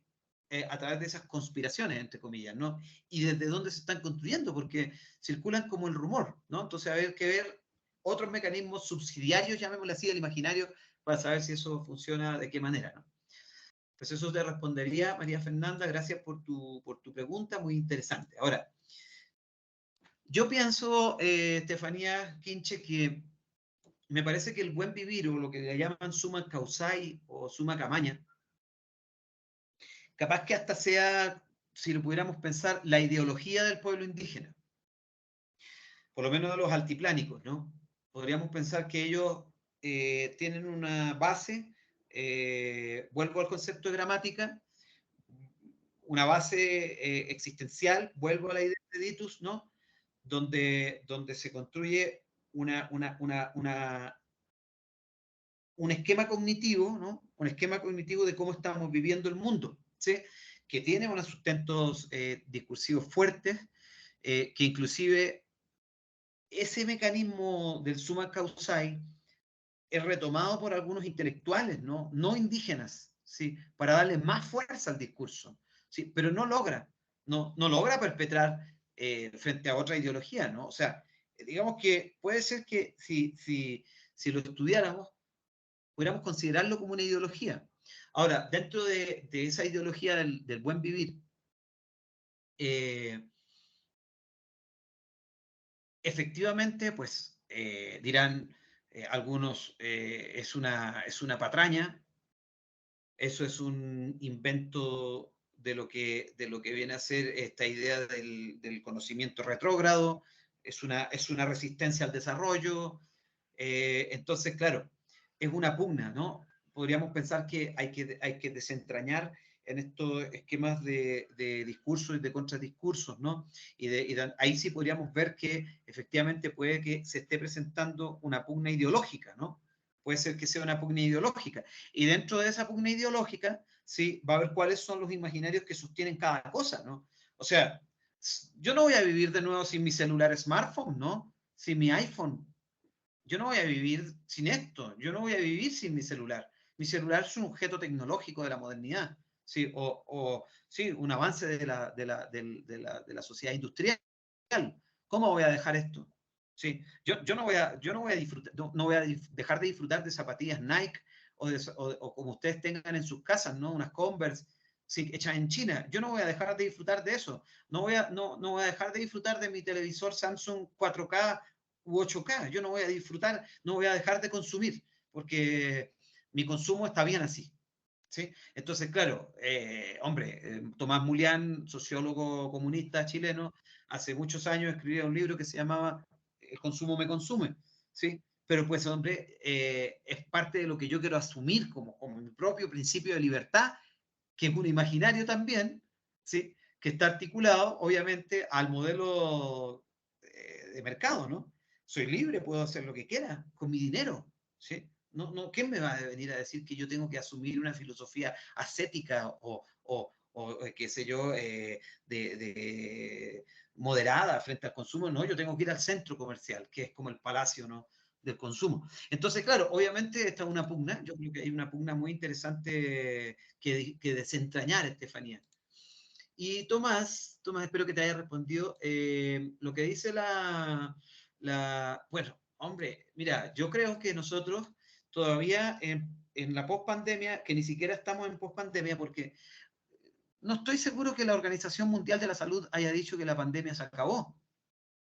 Sí, o sea, no sé si hay un comunicado oficial que diga que ya no existe el COVID o algo así, o que nos olvidamos del COVID, que ya fue algo así como la gripe española o una cosa así que ya desapareció. Pues yo que sepa, todavía estamos dentro de un esquema de seguridad sanitaria que ya no respetamos con las mismas normas estrictas, pero detrás de todo esto hubo una aceleración, llamémosle, ¿no? Una aceleración de la vuelta, comillas, a la nueva normalidad, que no sé qué tan nueva es, pero le llamaron así, la nueva normalidad, que venía empujada a esa nueva normalidad por el hecho de querer volver a lo que nos daba estabilidad, la economía. Sin economía, la sociedad se iba al carajo, discúlpenme la expresión. Teníamos que abrir los negocios, teníamos que volver a consumir, volver a comprar, ¿sí?, volver a ir de fiesta, volver a ir a los restaurantes, volver a tener lo que teníamos más o menos montado. O sea, realmente la pregunta es, Tomás, ¿qué imaginarios fueron deconstruidos por la pandemia? ¿Cuáles otros aparecieron? Por ejemplo, obviamente en plena pandemia podríamos decir que el imaginario de las relaciones entre las personas, de la convivencia, llamémosle, ¿no? Hombre, tú no te podías acercar a nadie, tenías que mantener la distancia, habían unas representaciones claras de la convivencia. ¿Cómo era eso? Mascarilla, no podías dar la mano, sino que inclusive sígnicamente hablando, sígnicamente tenías que chocar el codo. Ah, ese era el saludo, chocar el codo. No podías besar a nadie. Las relaciones, la recomposición semiótica de la relación humana fue, pero radical en la pandemia, radical. Sí, en nuestras casas, la relación con los objetos, llegábamos a lavar la comida, nos sacábamos la ropa, nos sacábamos los zapatos, le echábamos alcohol a las zapatillas, le lavábamos las patas a los perros. O sea, la relación con los objetos, con los animales, con los actantes, si quisiéramos conectar con Bruno Latour, fue tremenda. O sea, nuestra transformación semiótica, ¿sí?, o sociosemiótica más bien, fue un giro, pero impresionante a nivel mundial. Ahora, ¿qué pasó con el tiempo? ¿Cuáles son los cambios que han quedado, no? Y esa cuestión la tenemos que pensar nosotros. Pues, ¿usamos mascarilla? Capaz que sí, capaz que no, de vez en cuando. ¿Usamos alcohol de mano? Quizás más, ¿no? Tenemos cuidado con los encuentros familiares o las fiestas. Yo diría que las discotecas y los bares están llenos. ¿Sí? Los restaurantes están llenos. ¿Sí? Entonces, ¿cuáles son los nuevos imaginarios que hay y cuál es esta sociosemiótica que dio un giro, digamos, en términos de construcción sociosemiótica en plena pandemia, viendo la muerte, viendo los crematorios a reventar, viendo pues situaciones de precariedad y de crisis económica? Sí, obviamente surgieron allí representaciones de la vida, representaciones del amor, cuando por ejemplo las familias se saludaban a través de unos plásticos, ¿no? Por ejemplo, estaban en un hospital y los abrazos se los daban a los abuelos o a las abuelas enfermas, los familiares iban y le daban un abrazo a través de un plástico, para no estar, o había gente encerrada, ¿sí?, que no salía nunca, ¿sí?, que no salía ni a la esquina. Entonces, claro, hoy en día quedan vestigios, ¿sí?, vestigios. Entonces, esos vestigios son los que tenemos que observar en términos de cómo alteraron los discursos dominantes. ¿Han alterado cuáles? El de la salud, ¿sí?, el del cuidado, el de la amistad, el del amor, no sé, han modificado ciertos elementos imaginarios, qué representaciones se han expresado, dónde podemos observar el texto sobre esto, qué quedó, sí, qué quedó realmente, es una pregunta que todavía la estamos haciendo, ¿no? Bueno, y para terminar, Laura Jimena Baena y Santiago Garnica. Espero haberte respondido, Tomás. Entonces, Sí, profe. Dime. No, sí, profe, y además es que, digamos, también estábamos hablando de los ejemplos de mucho de lo que eran las empresas, cuando estábamos hablando de lo del codo. Entonces, digamos, Mercado Libre antes tenía su logo cogiéndose las manos, pero comenzó todo el tema de la pandemia y luego comenzaron de que era el bracito chocándose hacia el codo. Y entonces como muchas empresas se fueron adaptando a eso. Y es como actualmente nos ha dicho que salimos de la pandemia. Seguimos en pandemia, solamente que en diferentes, ¿cómo se llama? Países ha bajado el tema, más no que se ha solucionado el tema de la pandemia. Entonces, Sí. ¿cómo se mueve eso a través de todas las redes y todo eso? Entonces, pues en China cada... ¿no? Y si quisiéramos ir un poco más allá, el mercado, decíamos, mira, si quisiéramos pensar sobre los imaginarios de la vida, decían algunos, es probable que después de la pandemia seamos mejores personas. ¿Sí? Es probable que recuperemos la solidaridad. Es probable que seamos menos mezquinos, menos egoístas, con tanto sufrimiento, sí, porque el discurso giró hacia el dolor, hacia la muerte, hacia la enfermedad. Entonces, cuando esto dé tregua, seguramente vamos a ser mucho mejores, ¿no? Vamos a aprender de la historia. Es como cuando pasa la Segunda Guerra Mundial y hay uno de los genocidios más grandes del mundo. Entonces, la gente dice, es probable que ya no haya más guerras, ¿no? Y los rusos están a punto de explotar el planeta, ¿no? Entonces uno dice, efectivamente, como dice el compañero, como dicen los compañeros, claro, los sistemas sígnicos, ¿no? Pero no solo eso, sino que todo el discurso social empieza a adoptar otras características. Algunas vuelven a lo de antes, otras han cambiado, porque, por ejemplo, yo no sé la cifra en este momento, no la tengo en la mano, pero podría decir que todo lo que tiene que ver con el delivery o los domicilios, todas las plataformas, es decir, Didi Food, qué sé yo, todas las plataformas de entrega a domicilio, crecieron como la espuma. O sea, y ahí también hay otras cosas que podríamos discutir mucho más largo. O sea, hasta dónde, por ejemplo, se resignifica el trabajo a través de la virtualidad. Esto mismo que estamos haciendo, ¿sí? Esto probablemente que todos podamos entrar en una plataforma y estar escuchando y estar conversando o escribiendo o mirando el celular, ¿sí? Es una cosa que es propia de un tiempo que nos intensificó el uso de la tecnología. Entonces eso pues es otro efecto importante en el proceso. Bueno, compañera Laura Jimena y Santiago. Bueno, pues mi pregunta estaba orientada un poco a lo que acaban de hablar y es cuáles serían las nuevas formas de adaptación del análisis sociosemiótico en relación al impacto de las nuevas tecnologías en la interacción social. Ok. Sí, bueno. Vale. Si quieres, Santiago.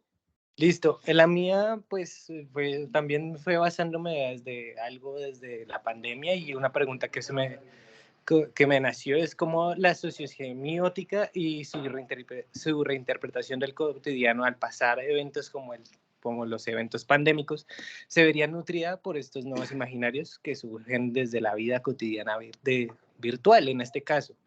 Y me nace la pregunta se podría ver afectada el imaginario del poder simbólico si se llegase a presentar otro evento que fortalezca y force de nuevo una virtualidad, puesto que todo lo que se vio con el boom en la pandemia de las protestas sociales y la tergiversación mediática se ve muy influenciado a nivel del imaginario. Entonces todo esto viene a través de ese momento preciso. Ya, bueno, las dos preguntas tienen algo que ver, porque en el fondo, dentro del modelo de Ditus, dice, tenemos que reconocer las instancias semióticas. ¿Cuáles son nuestras instancias semióticas hoy en día?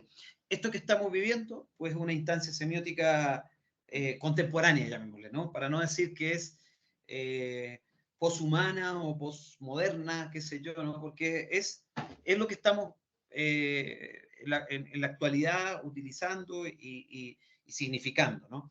Obviamente dentro dentro de estos recursos, llamémosle así, vamos a ver que pues, la interacción social sí ha cambiado. O sea, eh, todavía están, yo diría que todavía estamos estudiando pues, las relaciones, cómo están las relaciones humanas, porque unos estudiantes me decían en el salón el otro día, me decían, profe, ¿tú cómo ves las relaciones humanas?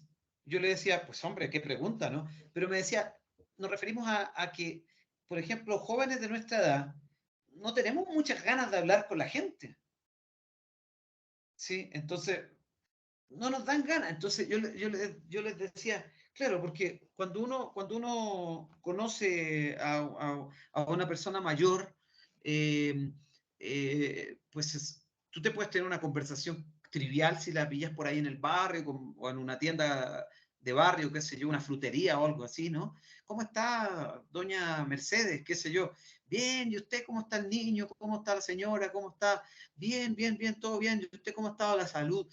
Bien, y de repente, pues si el tema se avanza, oiga, ¿qué cosa esto de la política, ¿no? Y el cambio del ministro, y, claro, sí, no, está complicado el asunto. Bueno, en el fondo, me decían ellos, claro, da pereza hablar, me decían, ¿no? Da pereza hablar. Y es que me decían, porque yo tengo una práctica en mis clases presenciales, ¿no?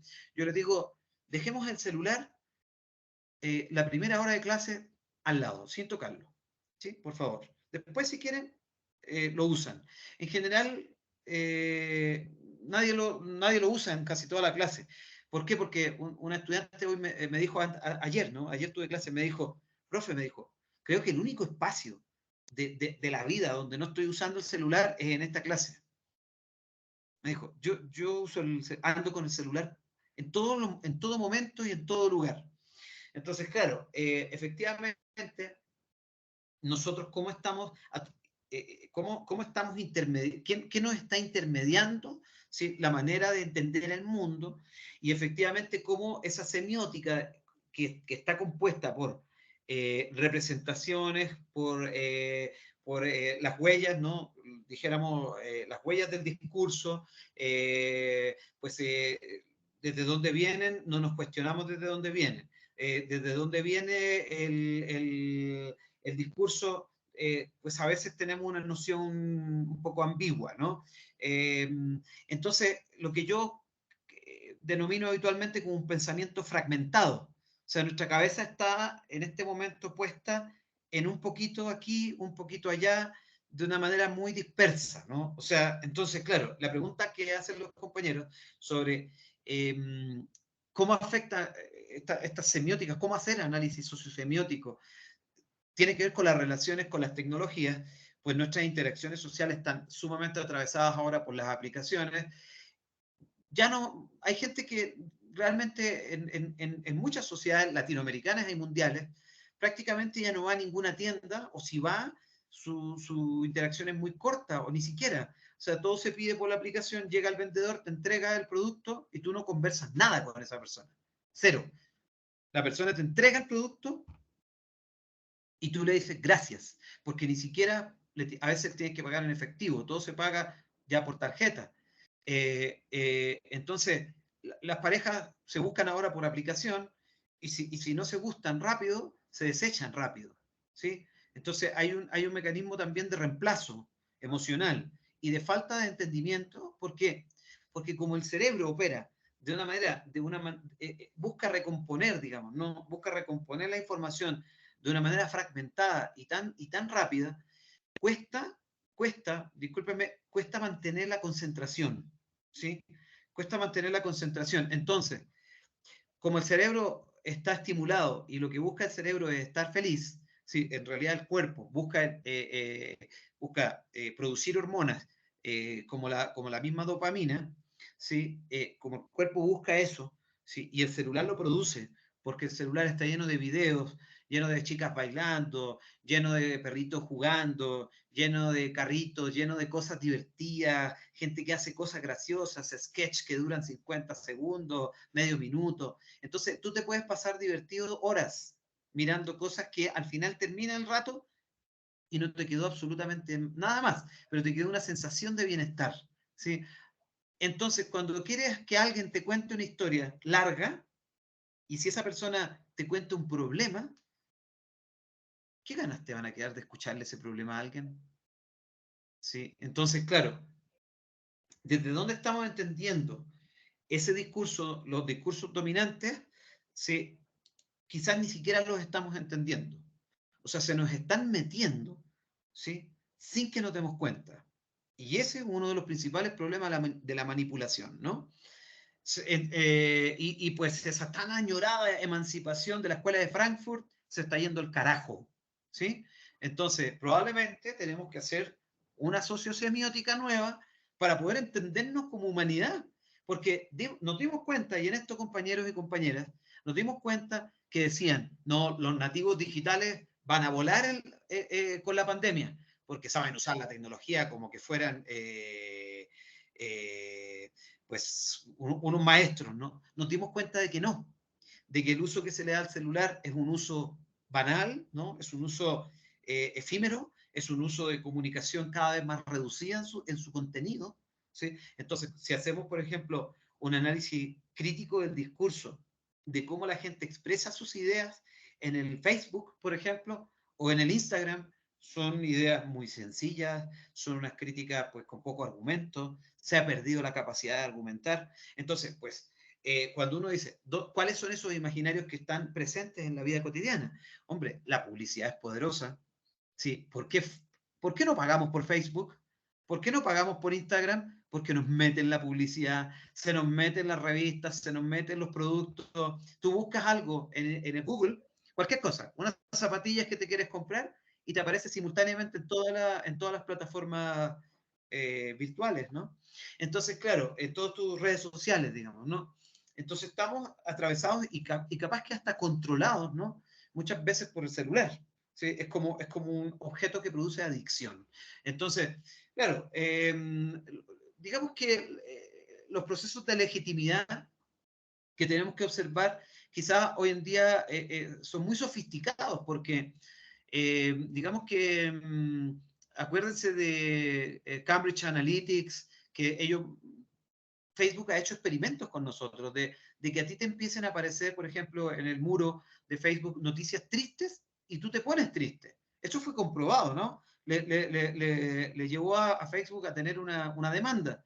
Pero ellos están constantemente vigilando y haciendo semiótica de usted y de mí, ¿sí? Entonces, pues nosotros somos pues podemos hacer semiótica, podemos hacer análisis del discurso crítico, como ejercicio académico es chévere, bien chévere, pero estamos con unas estrategias de dominación muy poderosas que probablemente pues hasta el momento no somos capaces de deconstruir porque se nos apareció un intermediario, ¿no? Se nos apareció un celular y ese celular nos acompaña en el baño mientras usted hace sus necesidades y al despertar, cuando usted pone el celular como alarma. Entonces, el primero que le dice hola en la mañana es el Instagram, el Facebook, el WhatsApp, el correo electrónico. O sea, ya no vive solo, ¿sí? Ya no vive solo, ya no vive desconectado. Entonces, esa red significante, llamémosle así, que decía Rubén Ditus, que era infinita, hoy en día termina siendo mucho más infinita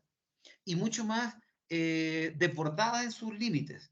¿Sí? Entonces, claro, cuando queremos entender qué es un joven, qué es una mujer, qué es un activista, pues es por eso que las identidades hoy en día ya ni siquiera se habla de identidad, ¿no? Se habla de identificaciones, ¿no? Entonces, ¿cómo hacemos, pues, un análisis de la parte ontológica del ser humano, ¿no? Porque nos estamos deconstruyendo, construyendo permanentemente, pero a veces no sabemos dónde va eso. Todo el mundo está tatuado.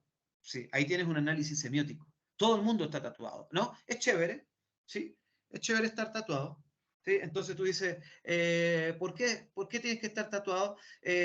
Un brazo entero tatuado, el cuello tatuado, la cara tatuada. Hay un tipo que se llama el proyecto del alien negro, que saca las orejas, saca la nariz, se parte la lengua, se pone los ojos negros, se pone prótesis.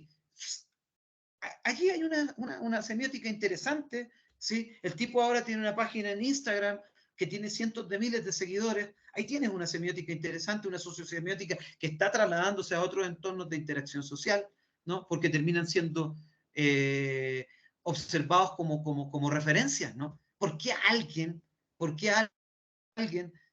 de esos cientos de miles de personas sigue constantemente un sujeto raro como él, ¿no? O por qué seguimos, qué sé yo, a gente que hace gracias, ¿no? Entonces, claro, la sociosemiótica podemos pensarla en esa red significante que parte desde el celular. ¿Por qué? Porque hoy en día, curiosamente, la gente ya no compra periódicos en papel, casi nadie. La gente, curiosamente, muy poca gente, sobre todo los jóvenes, consumen los noticieros. Muy poca gente lee libros completos, ¿sí? No quiero ser tan tajante. Hay un sector de la población de la juventud que sí lee novelas, ¿sí? Como El Señor de los Anillos, qué sé yo. Entonces ahí tienes también otra sociosemiótica que se conecta con el cine, que se conecta con la ficción, con los sueños y un montón de imaginarios que le dan sustento a la idea de pensar en un mundo que se traslada pues a la ilusión, ¿no?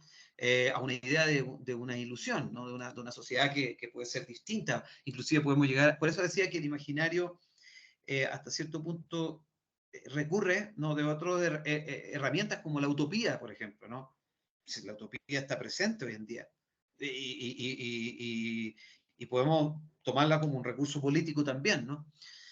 Entonces, pues eso le respondería yo al compañero. Pues yo creo que por la hora, pues lamento, yo sé que hay algunas preguntas aquí, yo las voy a coger y las voy a responder, pero pues este texto, como para ir cerrando, nos deja un montón de interrogantes que no se terminan acá, porque vamos a tener otro capítulo sobre semiótica, ¿sí? Vamos a tener otro capítulo sobre semiótica y medios de comunicación específicamente, que es el capítulo de Rifo y Roberto Sancho, que ellos conectan también, interconectan así como lo hace Ditus, representación e imaginario. Vamos a ver en qué niveles, pero pues les recomiendo analizar el modelo de Rubén, ver si se puede operacionalizar. Él dice que ya está operacionalizándolo, ¿sí?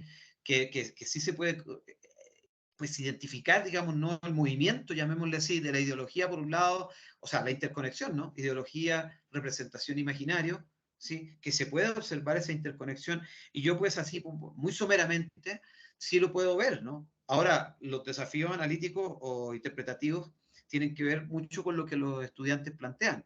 Cómo se nos atraviesan las tecnologías, cómo se nos atraviesan otros recursos de vida, cómo se atraviesan pues si lo llamáramos así, esos temores o los rumores, ¿no? Esas conspiraciones paranoicas que nos planteaba la compañera, ¿no? Hay varias cosas interesantes en esas preguntas que nos abren un espectro de análisis pues, muy grande a partir de este texto. Entonces, pues yo lo recomiendo mucho, la verdad es un texto muy interesante, como que estuviera dividido en dos. Por un lado, toda la antesala, ¿sí? Toda la antesala del discurso social, toda la antesala de la hegemonía, toda la antesala de la ideología, y entra después al procedimiento metodológico. Entonces, pues nada, son las 7:59. Lamento no poder responder más, pero agradezco los comentarios, la paciencia, que se hayan conectado hoy, ver de nuevo las caras de compañeros, compañeras, profesoras, profesores, colegas de distintos países, de distintas edades. Sé que algunos están en la biblioteca, sé que otros están en el laboratorio, algunos están en las casas. Ahí veo a Felipe. Entonces, a los compañeros que están allá en la biblioteca, un abrazo. Nos vemos por ahí en la Facu. Y pues todos los que estamos entrelazados, porque esa es otra cosa interesante. Así que un abrazo, feliz noche, que descansen. Nos vemos en la próxima sesión el próximo miércoles. Muchas gracias. Chao, chao, gracias. Gracias, buenas noches. Buenas noches. Chao, saludos Felipe, buenas noches, saludos a todos. Chao, un abrazo. Gracias, hasta todos, luego. chao.